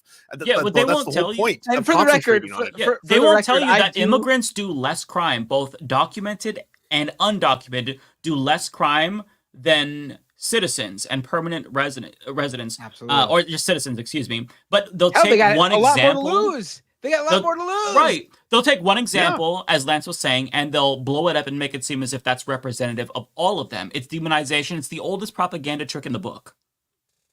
And for the record, you mentioned, Lance, who supports these gangs, these roving. I will just say I support the Venezuelan gang. You name me it, too. everything you mentioned. You want to throw MS-13 in there. The random guy shitting on the street you mentioned, support that too. I team Mad support Pooper. You're for the Mad Pooper. public All right. I support it all. Anything that Except gamers, right? conservatives- Everyone but gamers. everything that conservatives think is detrimental to society, I fully support it. David, did you want to jump in, or did you want me to move on to the next story? I wasn't sure if you. Okay, I wasn't sure if you. Okay, I wasn't sure if you were trying to jump in. I'm sorry. Okay, so does anyone know? You don't have any experience with the Venezuelan gangs up there in Canada? I'm not sure if you've met anyone who's from Venezuela, let alone a whole gang of them. So- Are they trying to encroach on the maple syrup mafia's turf? No one does. No one fucks with the I maple know. syrup mafia. I've seen the Don't do that. documentaries. Yeah. Oh no! I joke, but- They've taken over Quebec City. Oh no! I can't make these jokes. I'm worried they'll come for me. I'm too close. No, maple syrup mafia is legit. I don't fuck with you, maple syrup mafia. Yeah. The milk mafia also legit. Yep. A lot of mafias. A lot of And the raw food-based milk mafias up in mafia. Canada. The raw milk Yes, a lot mafia of is someone food-based you don't want to mafia. fuck with. Matt Walsh found out the hard way. Don't fuck with the raw milk mafia. That was a really funny video, Mike. The whole raw milk shit. That was like, I was like, wait, this is the one time you decide to believe in science, the first time ever. You know, he's like, no. After the backlash, he's like, you guys know what like simple bathing has done for society and stuff like that. I was like, oh my god. This is really random. You have to. Oh wait, hold on. like, Someone in you the have to chat bring up. someone in the chat What? just completely blew your shit, David. Did you know that Pierre Polivier? How do you say that guy's name? Pierre Polyev. Polivier. Polyev. His Polyev. wife is Venezuelan. Oh yeah, that's right. Really? I forgot. See, there it is. That's That the true. source. It only takes That's one. That's gonna be the. There She's we- gonna become like the first lady of Canada. That's like patient zero. Once you get one, next thing you know, Yeah. they're taking over So they- whole parts of the town. There you go. If you don't want Canada's done. Venezuelan gangs to take over Canada, do not vote Pierre Polyev. There you go. I also have Venezuelan family, you know, so there's that. We're already here. Oh my goodness. Holy Yeah. crap. I was gonna say, Mike. Before we, I guess we're off the topic now, but I found it hilarious that the Guardian did a video, an article Oh my God, on yes. this whole thing. Can you bring my tweet up? I think it's like the last tweet I have, and they Yeah. they replaced Tim Pool with somebody who's not Tim Pool. Oh yeah. in the header image. I cannot believe that it's perfect because it's exactly like So fucking funny. I can imagine it bothering Tim Pool too because he's like, hey, you guys don't know who I am? He's getting some random guy in a beanie. Who is that? That's He worked with somebody Tim that Pool Tim Pool during the used to Vice work. days. Yeah, that's a guy who worked at Vice with Tim. Oh, so Also, I I was thought like Tim random was guy really- in a beanie. He shows up in a Google image search when you search up Tim Pool. That's how they did that. That's I thought hilarious. I thought Tim was into homogeny, so he should be fine with this. It's no big deal. The funny thing is, he does look like Bizarro World Tim Pool a little bit. Like Right. It's A little, yeah, not a little bit in the quite- eyes, it's not maybe, quite like- Tim Pool, Wish.com yeah, it's- Tim Pool. We got it on Temu. I was gonna say he's not fully Timu Tim Pool, but I could go for Wish.com Tim Pool. Only Yeah. because this guy can grow an actual mustache. That's Yeah. true. You got you Does have really actual do have to facial hair. love how like the guy who was set out to find who they tasked with finding a image of Tim Pool. He was just like, I got who's Tim Pool? And he's like, just type in his name and grab the guy with the beanie.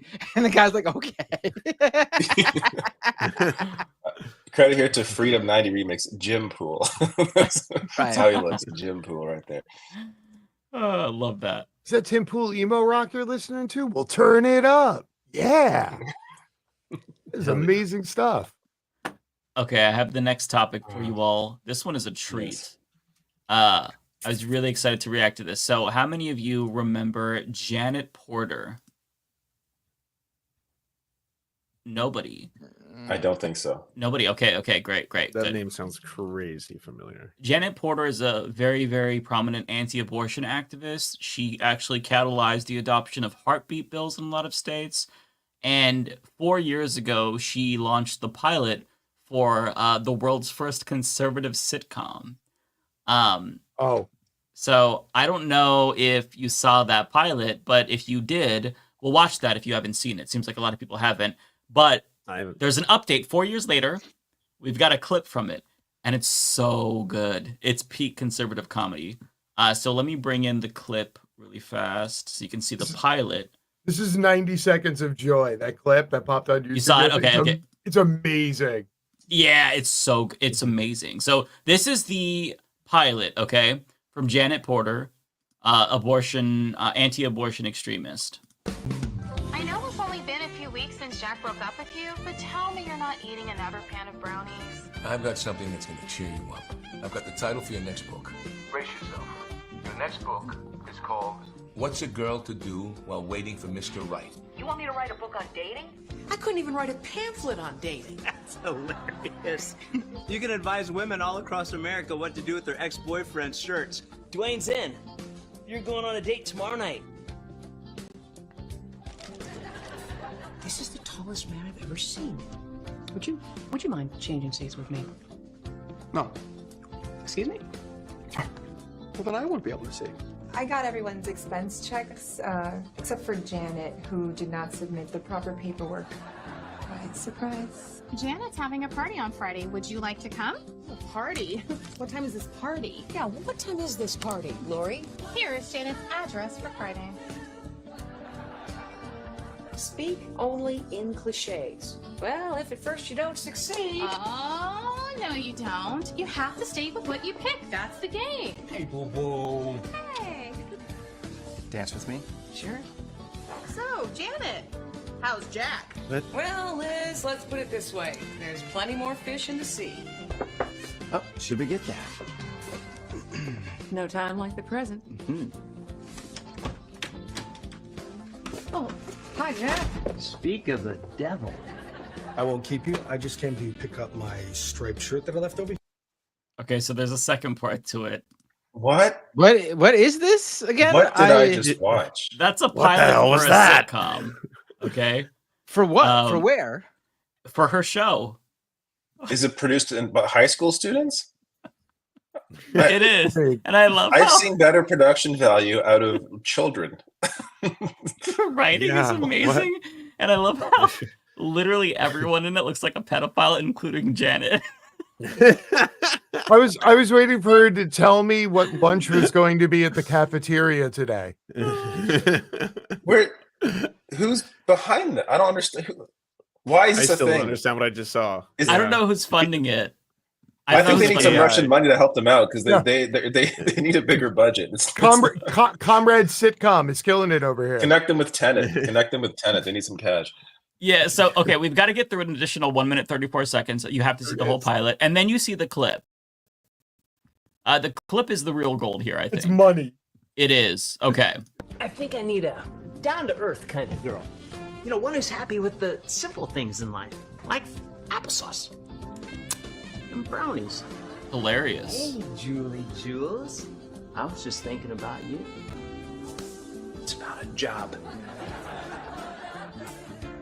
It is so good to see you here, though.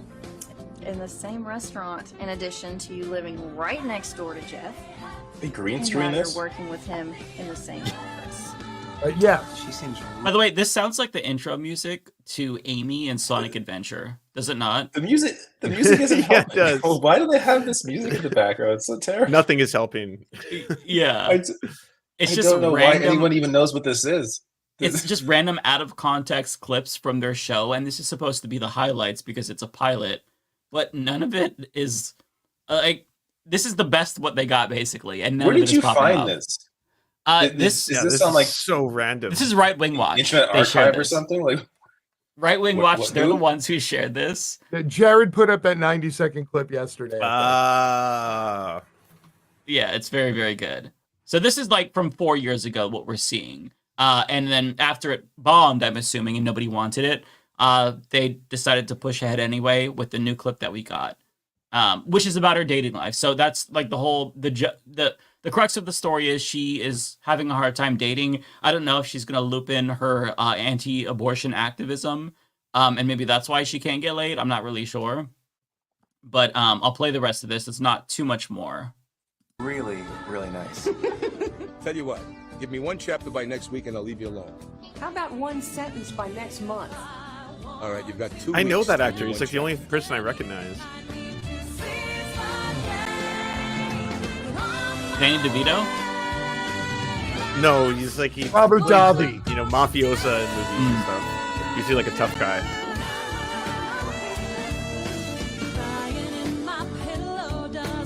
Robert Davi. Oh, okay. Yeah, he's a hog. Oh, he's a hog. I didn't know that. Yeah. Hey, Fetterman has this hoodie. That's true. He also has that T-shirt. Does he? What is happening?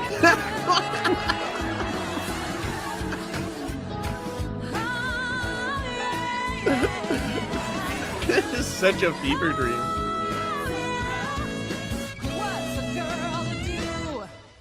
Why do even the non-green screen scenes look like they're green screened? Like everything is. It wild. doesn't. It looks so bizarre. Not today, Satan. At least they found the Friends fountain for the end shot. So, you know, good points for scouting. Okay. Wow. I'm gonna switch over to the update. All right. So this is the official, like, this is a real scene. It's not like out of context. You just get a whole bunch of what's a girl to do. So I'm gonna press play and let you all enjoy. I'm what you call apolitical. That's like being neutered, right? Well, don't tell me you're a Trump fan. I like the guy. Well, I don't like what he said about... Watch what he's done. Actions are what matter. He's pro-life. Well, that's great, but that's just a single issue. A single issue? Yes. Right, the right to life is a priority issue. It's a prerequisite issue. It's what makes every other right possible. Okay, she's laying on her anti-abortion extremism a little bit. Pretty thick. thick. Yeah. Yeah. Not So subtle. it seems like she's maybe gotten a little bit more editorial control, where it's less about like what the audience wants and just her kind of freestyling about abortion. Keep politics out of sitcoms. No more politics in sitcoms. Like I want to laugh. You know what the fuck? Right. You've got to strike a good balance, and I think that the new norm did that perfectly. I'm a huge fan of the new norm, and I'm sad that they haven't released anything since their pilot.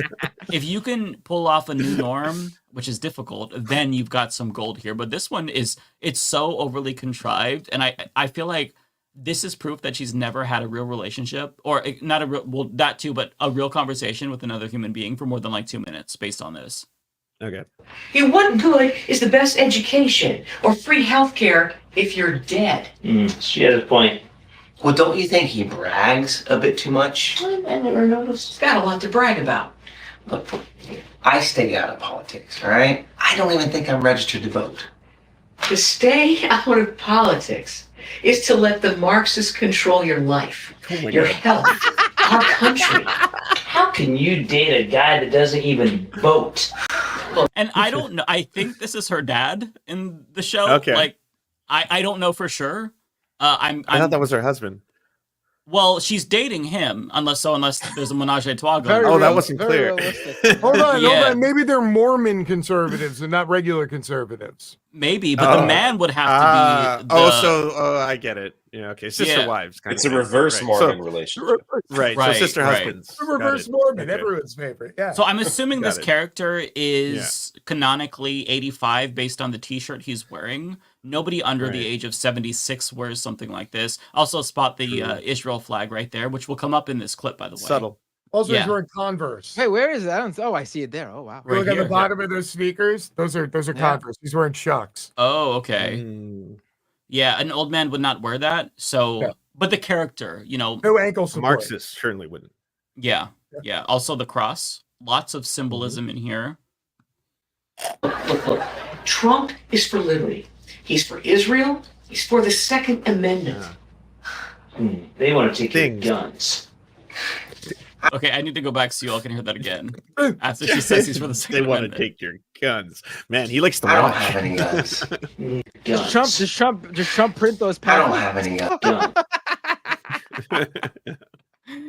She just has a pamphlet casually on her coffee It's like table, a just in Chinese case. food menu. It looks like a takeout Yeah, menu. just in case one of her dates happens to be apolitical. And then she's like, on the he's for liberty. And Israel, apparently. Liberty and Israel. So good. I don't have any guns. How can you date a guy who doesn't even own a gun? Well, as much as I'm enjoying this lovely little conversation, I'm gonna go. How can you date a guy that doesn't even want to make America great? I don't know. Yeah. What a girl wants. There you have it. Oh my god. Fucking hilarious. That was one of the worst productions of anything I've ever seen in my entire life. It's not even so bad it's good. It's not like Birdemic, or Troll 2, No. like the movies that you can watch 1,000 times because they're funny. Like it gives you psychic damage to sit through that shit. Yeah, at least like the audio is produced well on those terrible films. Like this is just like the audio, like the No, it's mics, not- it's not on Birdemic. between the couch cushions. Like it's just everything is just so poorly done. Show of hands.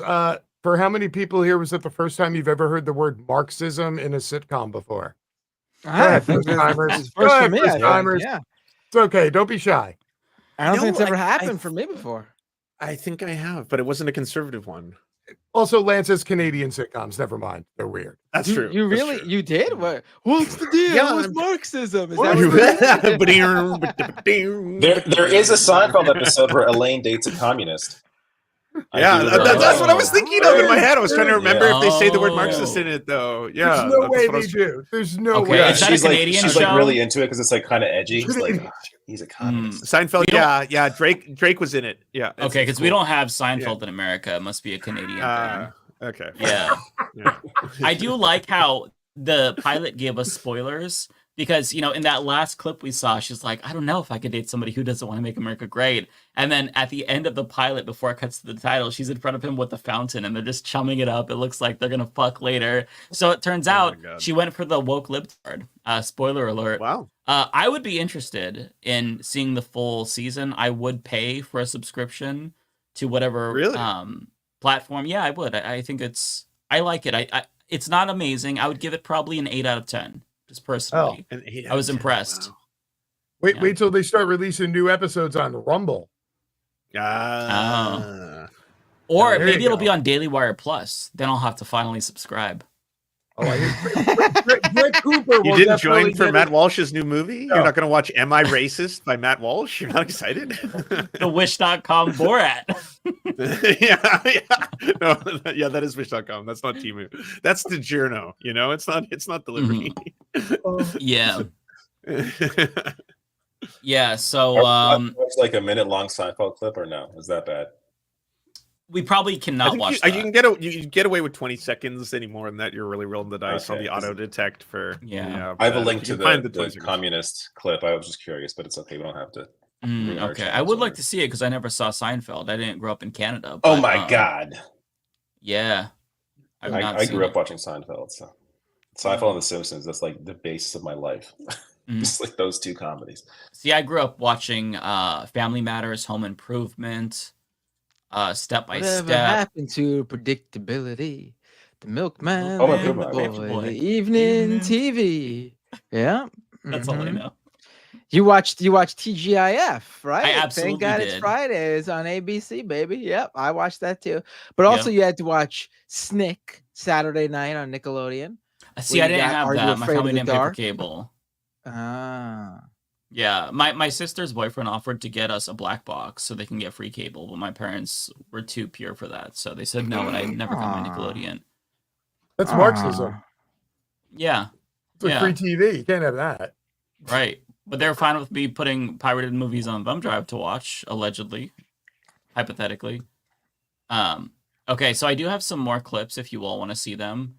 I have clips of Republicans trying to talk about policy, namely Donald Trump and JD Vance. Let me pull it in real quick. You wouldn't steal a car, Mike. Would you steal an MP3? You think that's cool? I would steal both. Huh? I would steal a car. And I would, if I like the could. Venezuelan gangs. Nice. Yeah. Okay. So we keep hearing about how the Republicans, Donald Trump in particular, they're a bunch of policy wonks, and Kamala has no policy.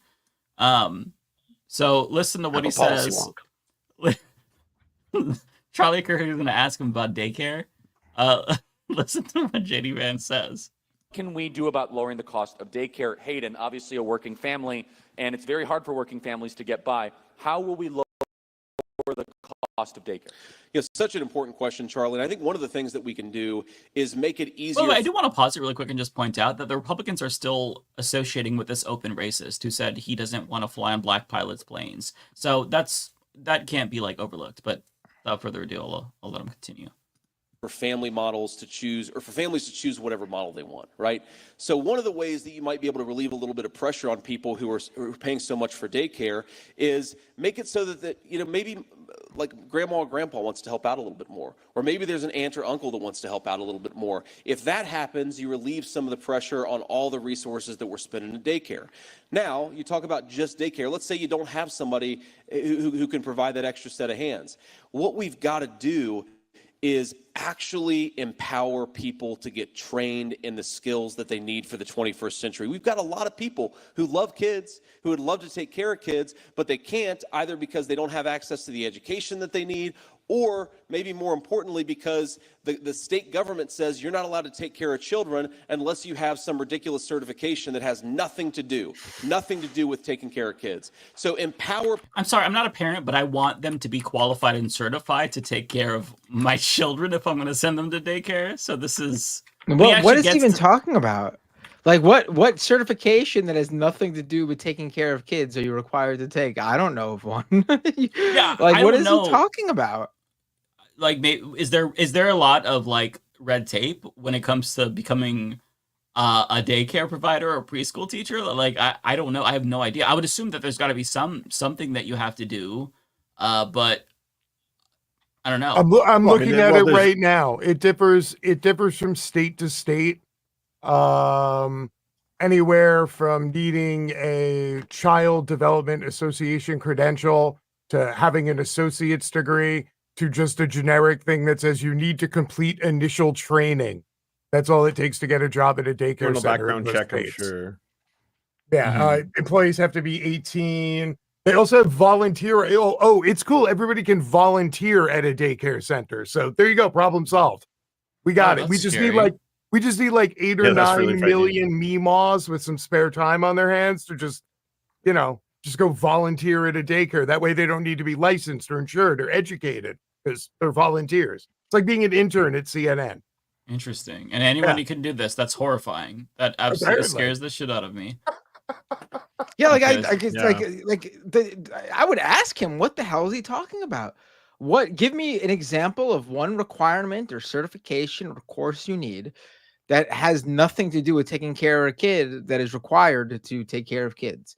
There is none. There is what you got to take probably a CPR, like basic CPR, I bet. Like shit like that. You have to prove that you're not a sex offender, I'm sure. I hope so. That's all I can think of. That's regulation. Yeah, right, that's Marxism. Yeah, it's red tape. Whoa. Yeah. That's how the Marxist gets you. Yeah. First they say that you can't be a daycare provider if you're a sex offender. Then if you're a conservative, you can't be one. It's a slippery slope. Okay, so there's a little bit left to this. Trump is asked a similar question as well. So we have that after people this. To get the skills they need. Don't force every early child care specialist to go and get a 6-year college degree where they've That's not fucking happening, I can assure you. That's not required. got a whole lot of debt, and Americans are much poorer because they're paying out the wazoo for daycare. Empower working families, empower people who want to do these things for a living, and that's what we got to do. All right, I love how he just leads with have me ma. What is he thinking of that requires graduate continuing education?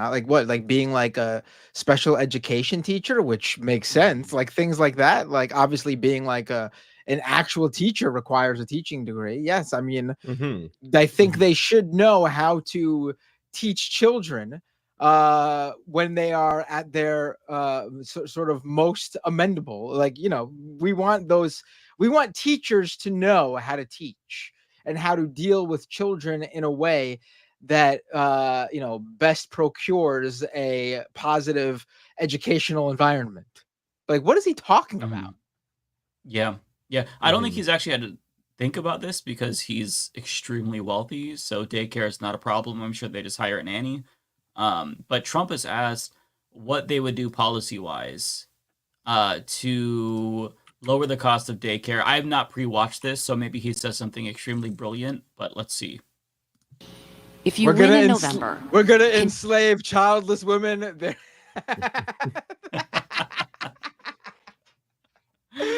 This is at the economic. Well, now whatever he says is going to sound better than that.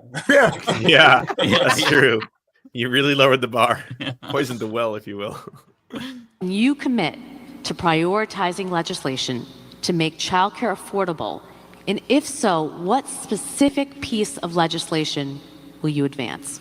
Well, I would do that, and we're sitting down. You know, I was somebody, we had Senator Marco Rubio, and my daughter Ivanka was so impactful on that issue. It's a very important issue.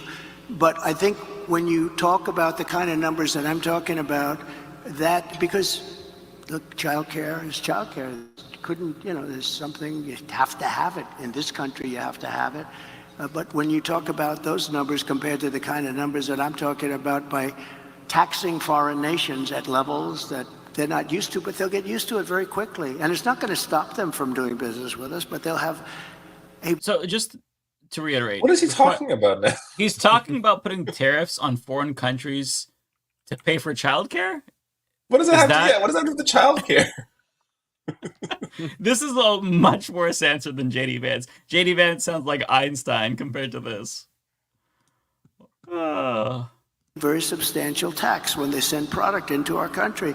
Those numbers are so much bigger than any numbers that we're talking about, including childcare, that it's going to take care. We're going to have, I look forward to having no deficits within a fairly short period of time, coupled with the reductions that I told you about on waste and fraud and all of the other things that are going on in our country, because I have to stay with childcare. I want to stay with childcare, but those numbers are small relative to the kind of economic numbers that I'm talking about, including growth, but growth also headed up by what the plan is that I just told you about. We're going to be taking in trillions of dollars, and as much as childcare is talked about as being expensive, it's relatively speaking not very expensive compared to the kind of numbers we'll be taking in. We're going to make this into an incredible country that can afford to take care of its people, and then we'll worry about the rest of the world. Let's help other people. But we're going to take care of our country first. This is about America first. It's about make America great again. We have to do it because right now we're a failing nation. So we'll take care of it. Thank you. Oh, he said the line, making America great again. Yeah, clap, clap, clap. It's just complete word salad nonsense. Yeah, it's like when your essay has like a 10,000 word requirement and you're only at 5,000, but you need to find some way to get that word count up. I was thinking it sounds exactly like a bad essay answer. Like that's... Yeah, it's terrible. On the or at the same forum, he was asked a different question. I have not seen this video either. We'll just play it. Mr. President. Hi, John. First, let me thank you for your presentation today. President Trump, in the last fiscal year, the fiscal deficit under the Biden administration was approximately $2 trillion. Under the policies you've announced, the deficit would come down from items such as increased revenues from tariffs, as well as eliminating the tax incentives for the Green New Deal. These gains would be mitigated by decreases in revenues from policies such as no tax on tips. Overall, what do you estimate will be the impact of the fiscal deficit from your policies? Well, we just hit record highs at numbers that nobody ever thought possible. You're right, it's over $2 trillion. Nobody thought that was a number that was I mean, you can go back 4 years. Nobody thought a number like that would be possible. It's crazy. It's like, it's just horrible, actually. But yeah, we're 2 trillion, and I view it as profit and loss to a certain extent. A lot of people say, oh, it's trade. You know, you have many people say trade deficits don't matter. I think they matter a lot. I think they matter a lot. We're going to have tremendous growth. What I'm talking about is all about growth. The tax is relatively minor compared to the growth we're going to make. I'm sorry, but like he asked this long-winded ass question that's very specific. Did he expect a cogent answer from Donald Trump? What was he expecting? Like, I'm sorry, that's Also, those people are economists, and Donald Trump is a moron. Why are they asking him a question about economic policy? It's ridiculous. Like, these are all economists that belong to like the New York Economist Association. And this guy's an unemployed game show host. Why? They should ask like just like basic like questions that don't have to do with any politics at all. Just like basic economic. What's a questions just to deficit? See what? Can Yeah, you define what deficit is? Yes. Just Well, ask it's for very definitions bad. of words. It's a very bad thing. You know, it's terrible for this country. That's what he would do. He would just word salad that too. Our money back on growth. We're going to also, I mean, we're going to grow like nobody's ever grown before. I think if this That's such a all great- works out, that's a great you're going to have promise. the auto industry come back We're to gonna grow America. like Right no now, one's ever China grown before. is building 2 auto factories in Mexico, massive auto factories, and they think they're going to make their cars in Mexico and send them back into the United States with no tax. It's not going to happen. Under this administration, it's going to happen.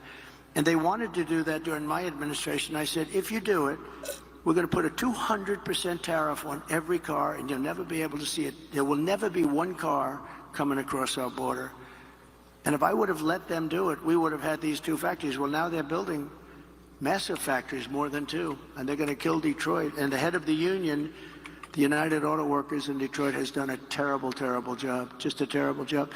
But we're going to bring tremendous growth back. And remember, we're also taking in a certain percentage. I won't name the percentage today, but it'll be a certain tariff percentage, which will be higher than people had heard in the past. And we will be bringing in billions and billions of dollars, which will directly reduce our deficits. Okay, thank you very much. Good job you've done, by the way. Very good. Thank you. Very good. Someone should like AI Kamala Harris's voice over his script and just showcase how fucking low the bar is for that man. Like, imagine Kamala Harris said like 3 words of that entire rambling bullshit. Like it would be so obvious that she's insane. Yet he does it. We're just all used to it. It's like, oh yeah, it's Donald Trump. He's a fucking lunatic. He's such a fraudster, and it's so obvious. It's amazing he's been able to amass a following being that fucking stupid. Yeah. I mean, did you have you not met It's actually not Americans? too. Yeah, it's not too. It's not too. Too shocking. Yeah, We've all just become so accustomed to it that it's normalized now. Yes, we are used to it. I sent a link to you, Mike, by the way, in the private chat. It's a Matt Gaetz answering question, or not a question, but giving a speech and talking about the shooting in Georgia. And I haven't watched it, but the caption it's going around. It sounds like it's not a good response. Oh boy, let's take a look.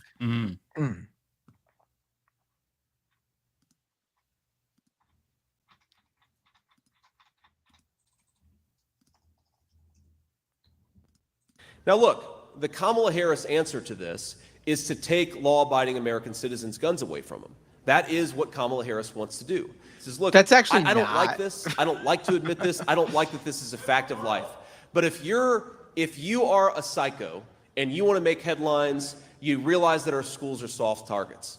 And we have got to bolster security at our schools so that a person who walks through the front door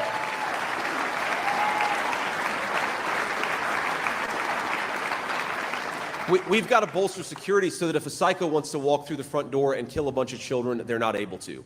And again, as a parent, do I want my kids' school to have additional security? No, of course I don't. I don't want my kids to go to school in a place where they feel like you've got to have additional security, but that is increasingly the reality that we live in.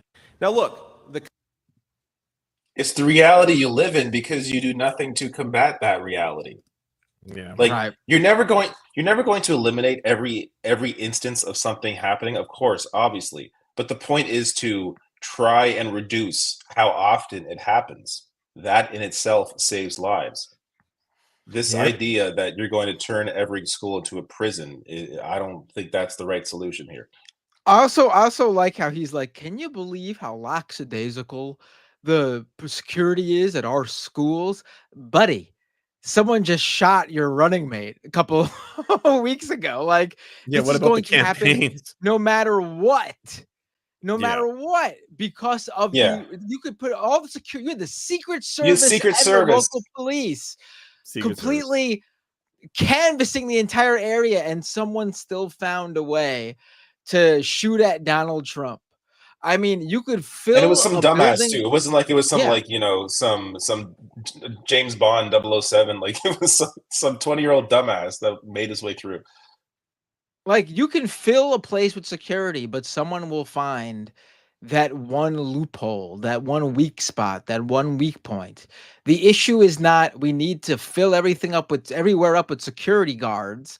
The issue is we need to fundamentally address the actual thing that's going on here, and that is that unlike any other nation in this world, we got gun violence just part of our everyday lives. Something is wrong here. It always goes back to the Onion article for me that said something to the effect of like, only country in the world where gun violence like this happens says they wish there was something that could be done. Like I'm butchering the headline, but it's a pretty it's a famous Onion headline. But yeah, it's frustrating to see them say the same shit every single time. Democrats want to take your guns. We need more security. I feel like by now people should know that like NPCs, they're going to have the same response. There's no point in even trying to ask them because we know exactly what they're going to say. It's the same shit. And also the congressman who represents the district where this last shooting took place, like there was a bunch of ads that went viral of him where he's talking about, oh, Joe Biden tried to steal this next election. He has a gun and he like shoots. Yeah, it's fucking so unhinged. And Marjorie Greene, same thing, talking about thoughts and prayers in Georgia. If you saw her ad, what was she doing? She was threatening Antifa with a gun in her ad. The 50 cal giveaway, the one from a couple of years ago. Right. That's yeah. It's these people are stochastic terrorists, so they don't give a shit. They don't care if your children get killed in schools. It's all about fucking rhetoric. It's all about taking money from the NRA. They're corrupt. Hey, let me ask you about Marjorie Taylor Greene real quick, because I noticed this today. She put out or yesterday she put out a generic thoughts and prayers tweet. Mm-hmm. Thoughts and prayers with the family, blah blah, because it was in Georgia. Sans that tweet, and especially Mike, because I know you're like white on rice with Marjorie Taylor Greene, and the A tier hogs. Oh yeah. Have you heard shit from Marjorie Taylor Greene in like a month and a half? Because I feel like somebody from the RNC went to her house, showed her the JFK tape, and said, listen, can you keep it down for the next 2 months? Because every time you say something stupid, Donald Trump's just going to repeat that shit and then say something worse. So could you just be because she vanished overnight. She was like literally overnight, like she was like abducted by aliens or something. And when she put that tweet out, I was like, where the fuck's Marjorie Taylor Greene been? I noticed that. Looking back, there's a bit she hasn't made some inflammatory, shitty comment in front of a news camera in like a solid month. I feel like they just have her locked in a cabin somewhere. She's never struck me as someone who listens to the House Whip or anything like that, though. Not someone who gets in line to be separated from the chaff or anything. That's why I think someone showed her the JFK tape. I mean, maybe from the viewpoint of the shooter. From the grassy knoll. I gotta say, I miss her. I miss Marjorie. Yeah. I saw your Boebert video. I saw your Boebert video, and then again, I was like, yeah, but nothing Marjorie Taylor Greene. Yeah. There's the tweet. I'm like, oh, that's right. Yeah, they totally had her in hiding. Right. Amazing. Right. Maybe she's dating Zangief. Maybe they're in love. You never know.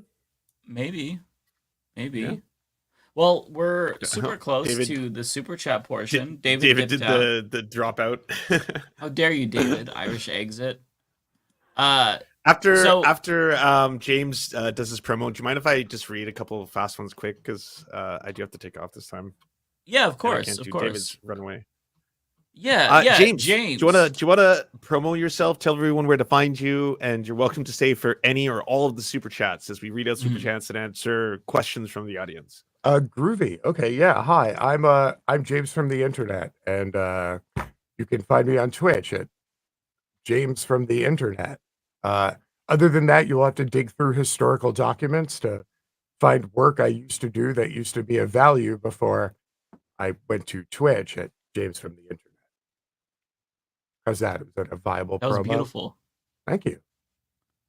That degree in broadcast journalism really paying dividends right now. Yeah, killing Can I read them quick while you pull yours up, Mike? Is that all right? Yeah, feel free.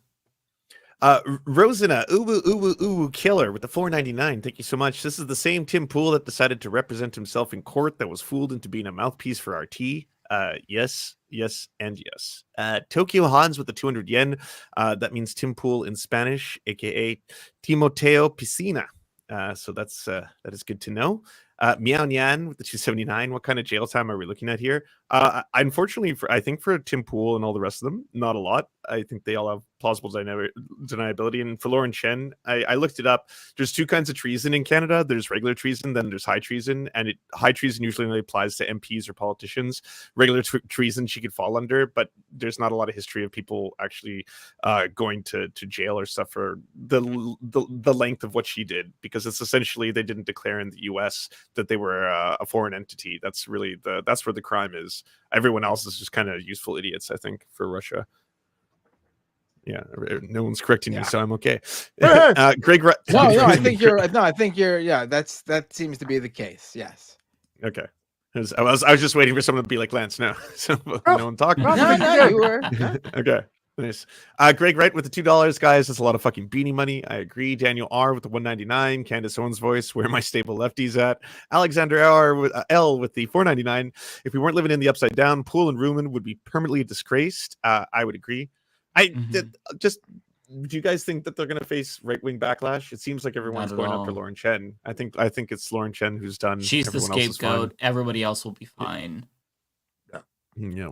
Alexander L with a very generous $10. Even if it wasn't for the Russians, would it still be bad for them to take money to produce videos for rich benefactors? That's the point that's being lost. Jason with the $5. It's crazy that Tim probably hasn't gotten a lawyer yet and hasn't shut up. Know your rights. Jar with the $2. Lance, where'd you get that shirt? I got it at a ferry terminal. There's a lot of ferries in the island of Vancouver to get from island to island, and ferry terminals sell very cheap Hawaiian shirts that I sometimes buy. And finally, Greg Wright with the $2. The long-haired guy is Timu Chris Delia. Okay, wait. Yo, that guy's extra creepy, so I'm going to assume that's somebody else and not me. Oh, that's probably from the sitcom. Yeah, no, it's from when we were watching the sitcom. That's when it came in. Yeah. I was like, I get the Silent Bob thing a lot, of the fact that I never shut the fuck up, and I was like, Chris Delia, the pedo guy. Ah, cool. No, yeah, that's great. When did he look like he was 60 imploded? I missed that. And thank you, Mike Boy from Air, and Shakespeare for the raid. I appreciate that. Take it away. Alrighty, so Matt, I don't know which one is going to be David's or yours, but hold on, let me pull my go ahead and pull up yours. How about this? I'll go through mine, Matt, and then everyone that's not mine, I'll assume is yours after that, and we could just read them, or you could read David's too. Is that sounds good? Yeah. Okay, that way there's less confusion. Okay, so Bay Photo with $4.99. Thank you, Bay Photo. David Dole, aka Commentator number 6, can stay if he shares his rubles. Is that how it said? Rubles. Rubles. The next one is from Anupam, $4.99. Thank you so much. Please check out Texas Senate. All Red is blowing a winnable race, and we need to beat Cruz to win Senate. Google Cruz curse ad. Okay, I'll check that out. I haven't heard much from him, so it is concerning. Aaron, thank you for becoming a member. The next one is from Bay Photo. $4.99. Thank you so much, Bay Photo. Kid you not, my friend's former property manager blamed the broken HVAC on MS-13. Are you serious? Slumlords will do anything to not fix their properties. That's so stupid. It's actually hilarious. Wow. Okay. Next, we have 5 gifted subs from Alderman Gomez. That is very kind. Thank you so much. Really appreciate that, Alderman. And then we have $5 from Omega Shenron Dragon. Remember, Anna's dad was a landlord. Oh, I had no idea about that. Just saying. And it's why she gets super panicky about squatters. She's been trying to shit on leftists since 2022. I had no idea about the context.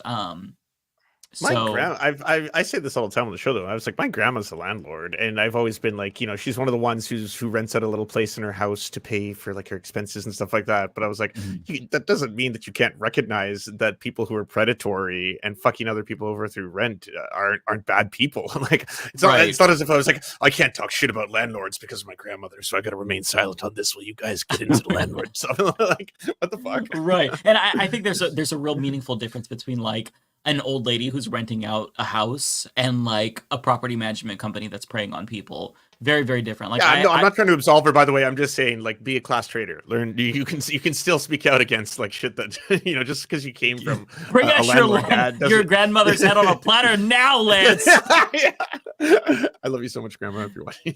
No, like my last landlady was the sweetest person ever. Rented to us way under like value, just the sweetest person ever.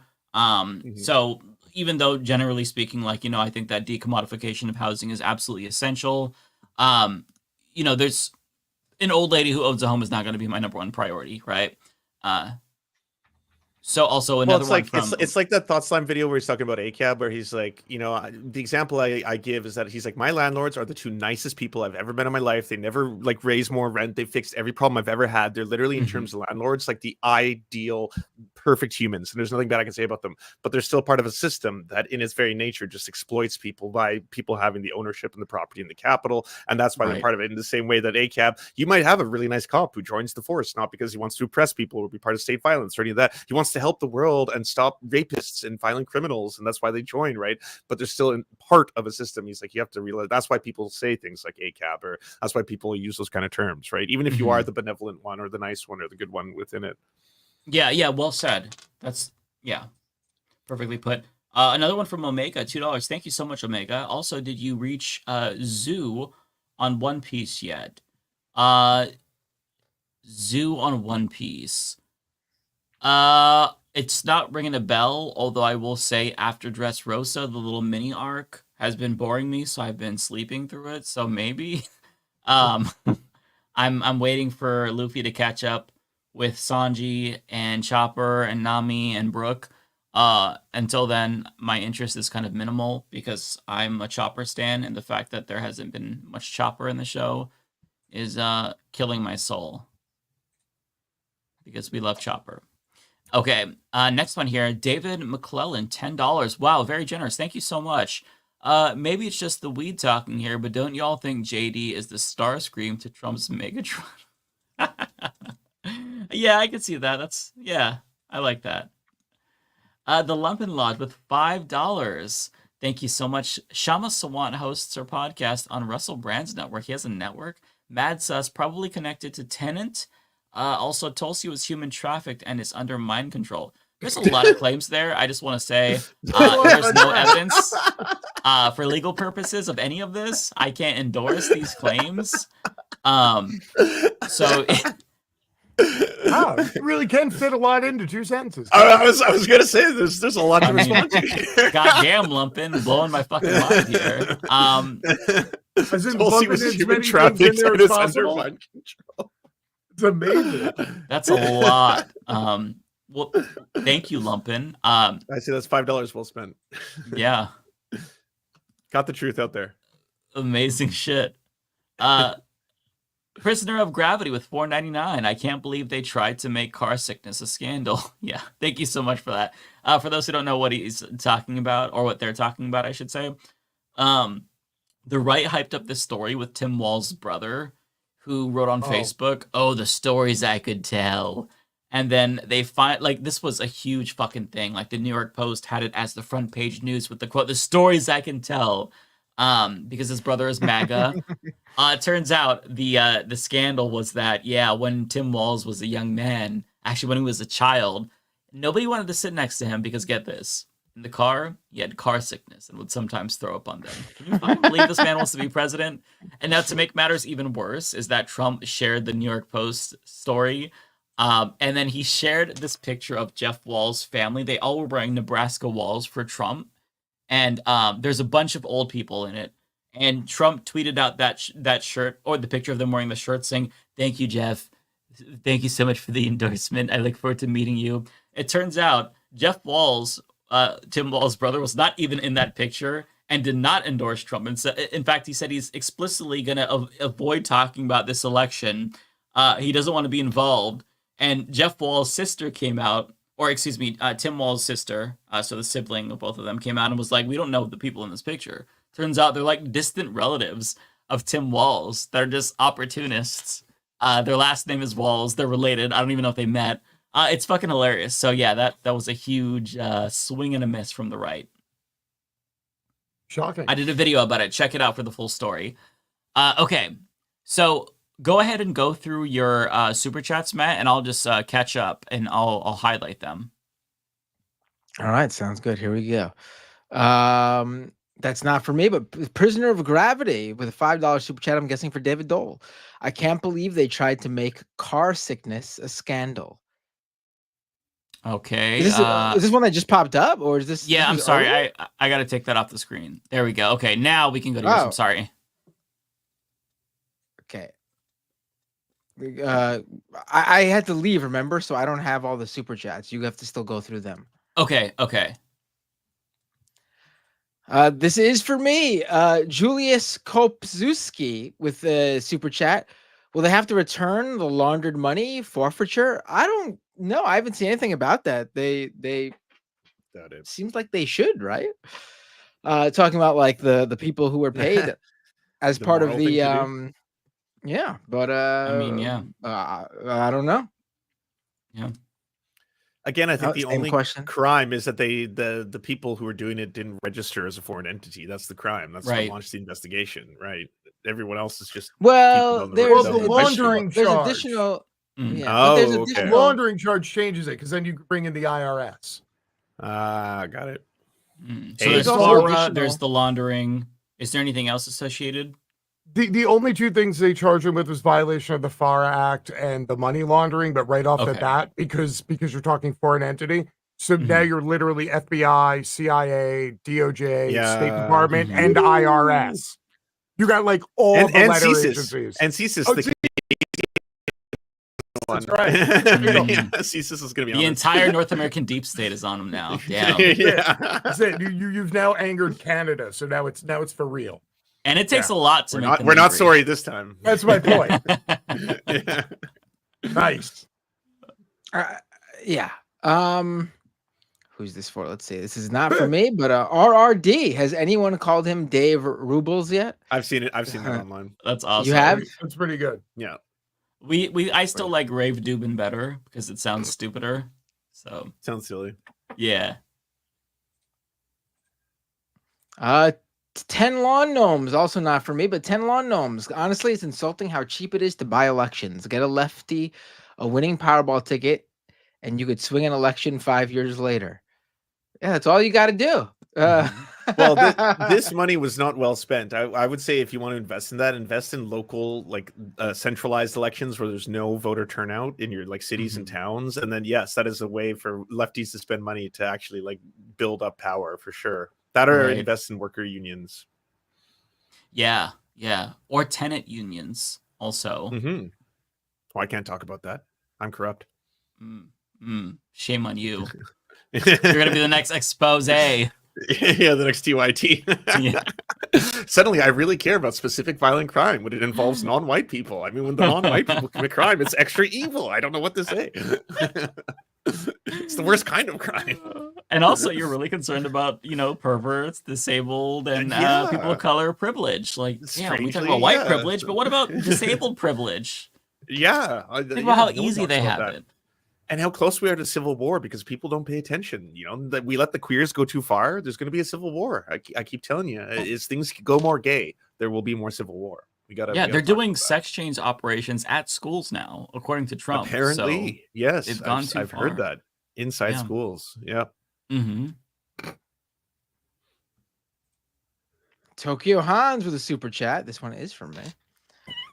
We need to address the Russian benefactor that was in Matt's chat yesterday. Yeah, there was a Edward Gregorian actually popped into the chat. Oh my. You know, there could be a scandal with all of us regarding a potential Republican member of Big Agro that sends us super chats. I'm talking about Kowalski, Republican, farmer, very wealthy. He owns a home. So connected. Yeah. Yeah. Turner with a super chat. Is this for me? It is not, but I'll read it anyway because I'm a nice guy. Turner says Lauren Southern getting investigated by the DOJ because of Lauren Chen is my favorite part of the story. What a true friend. Canadians sticking together. May the last Lauren or the best Lauren win. 2 Lauren enter, Lauren 1 supremacy. Lauren leave.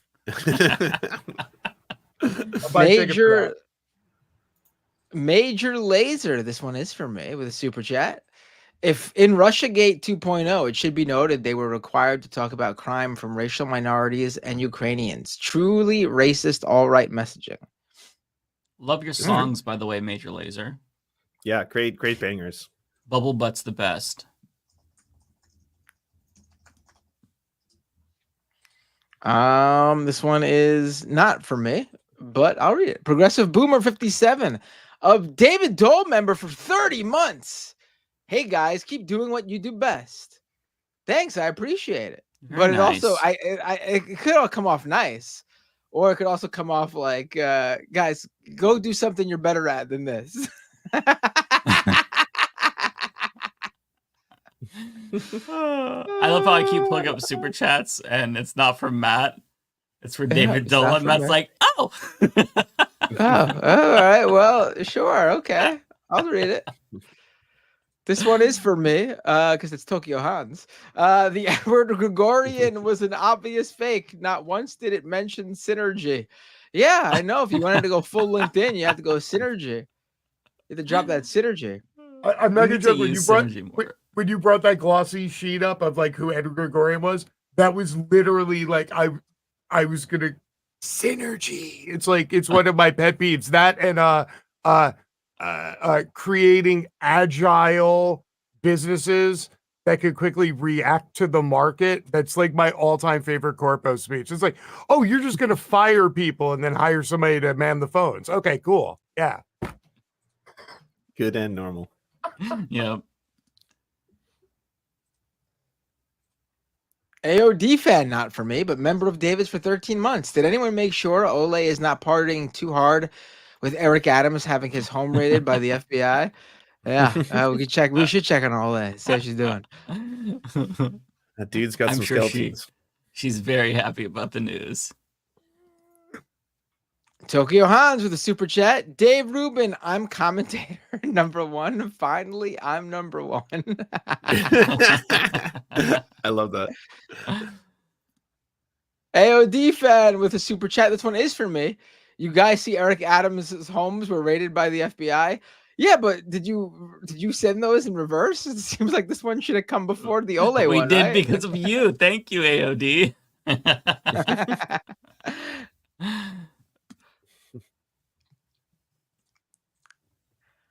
Tokyo Hans with 2,000 yen.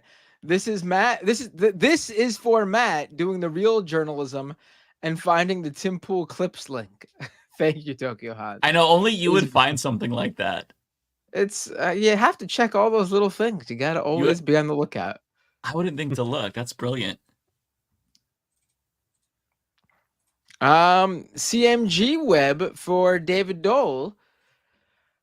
Can't stay tonight, but here's to slapping clowns. I'm fighting with Muskalong Jones currently. F him too.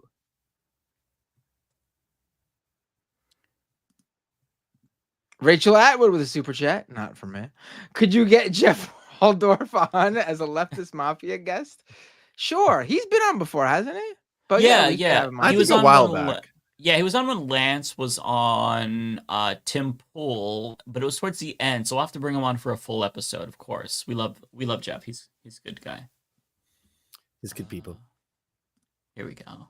Notoriously bratty with a super chat, not for me.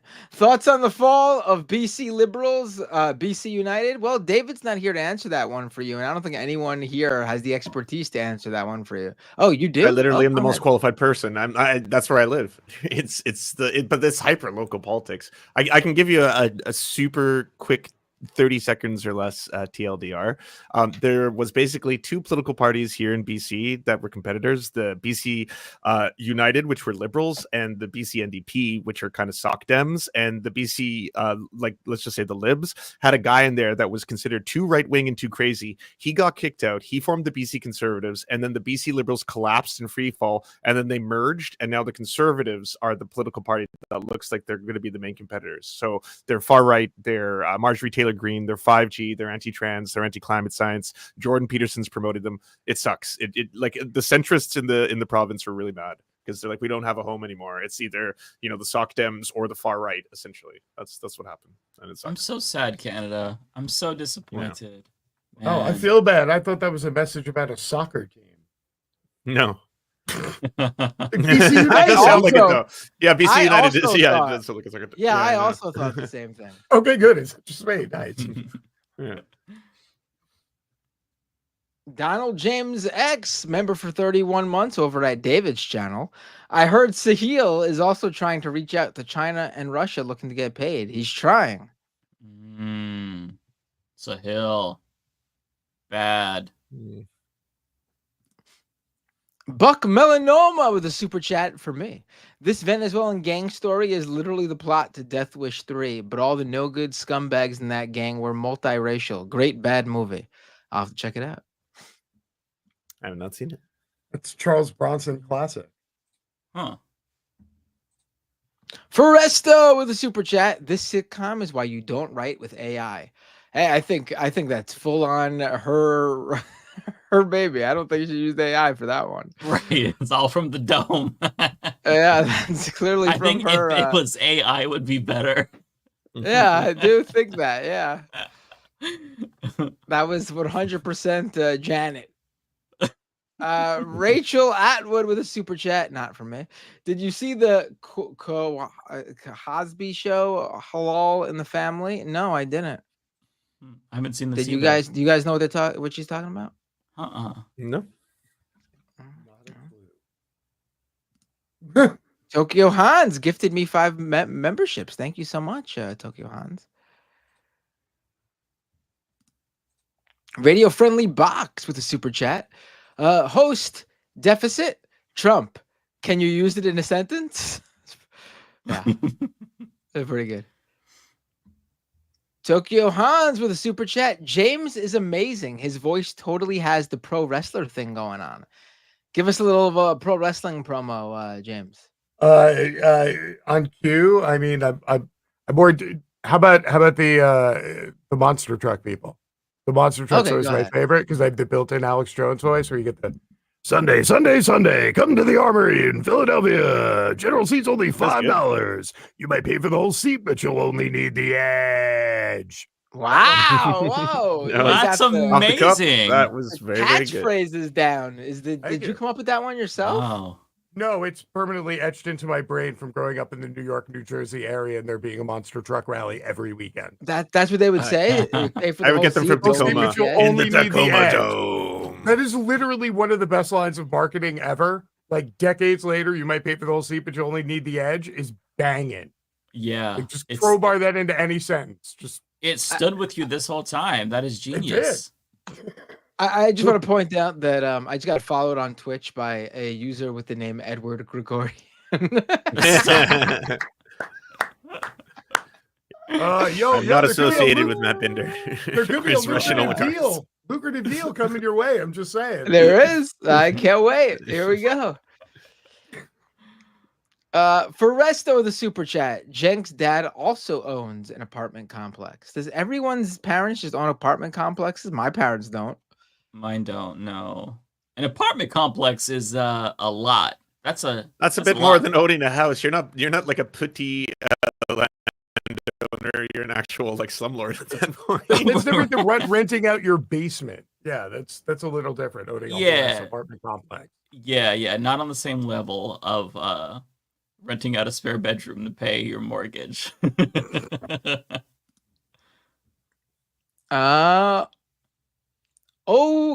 Cal, Texas, I'm assuming, became a YouTube member, I guess, over at David's channel, because it's not mine.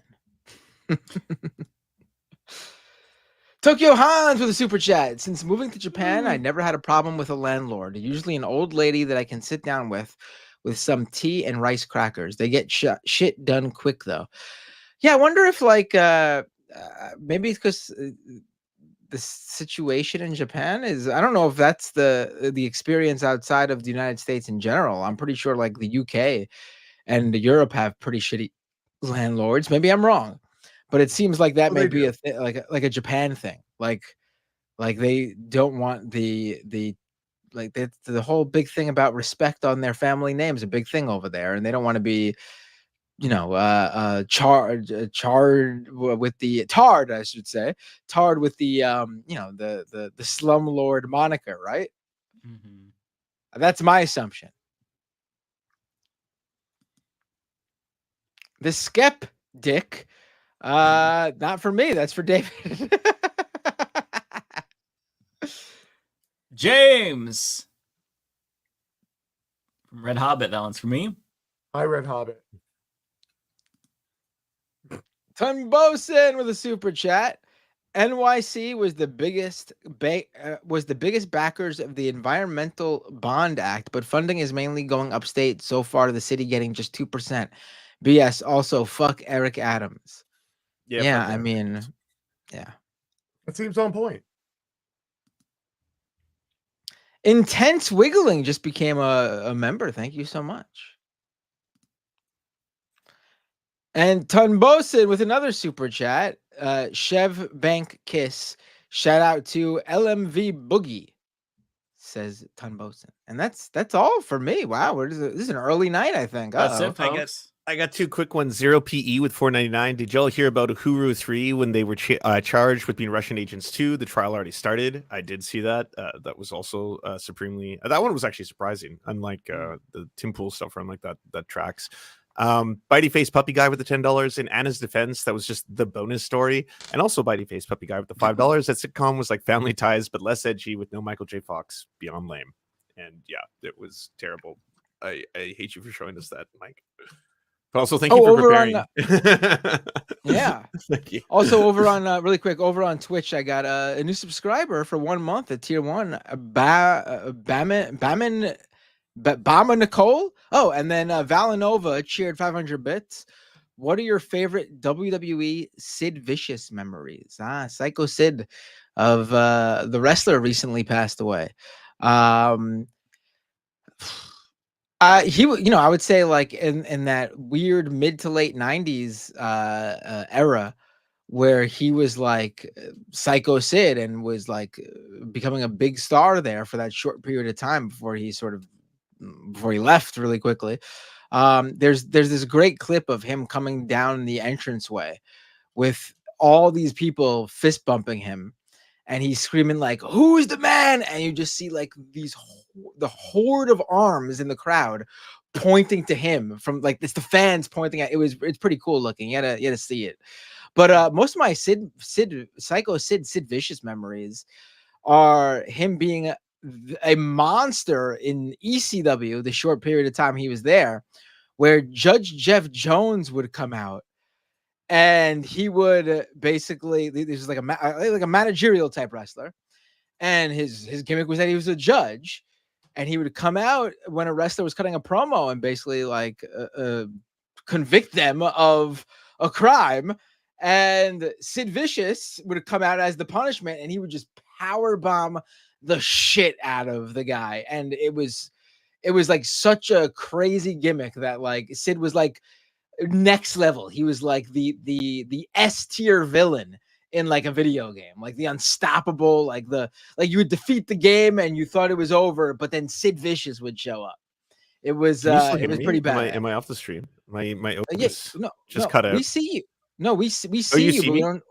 No, we don't see you. We hear you, but we don't see your video. There's just the OBS logo. That was my OBS. Yeah. Yeah. We got this one in also, Matt, for you. Oh, CPU Alpha with a super chat. Hey Matt, how is the guy last night who called in as Edward? Back in May, I Skype called you, and I was the guy who saw you first in the Majority Report. You asked me who the guy was? I don't know who it was. I have no idea. Or are you saying you were the guy who called in as Edward Gregorian? I can't quite parse what you're trying to say. I'm sorry. Well, do you want to do a triple rate of somebody on Twitch? I rated Ray Vanna. All right, we'll do that too. Because my OBS. Oh, you already didn't, just without even. Yeah, because as soon as my OBS conked out, I'm like, oh, I'm going to lose all my viewers. I have like. I hear it. Is Ray Vanna on? She is. Okay. Yeah. All right, let's do it. Bye, y'all. Love you guys. All right, Good great to see you, show, James. guys. Take care, everyone. Adios. Thank you so much, James, for coming. No, hey, I appreciate it. I'm glad I was able to come by. It was great meeting you. Yeah. Yes, we should do this again sometime. Yeah, absolutely. always nice talking. Yo, man, 60 more days of madness. So buckle up, y'all, because this one is not going to get any better. No, we're almost it's through gonna be it. wild. We're All right, almost through it. thank you so much for having me, everybody. I'm out. I'll see you later. Cheers. Take care. All right, I'm hitting raid now. Did you raid already, Mike? I have it ready to go. I'm hitting it now. Raid now. I just clicked it. All right, we'll see you all next Thursday. Take care.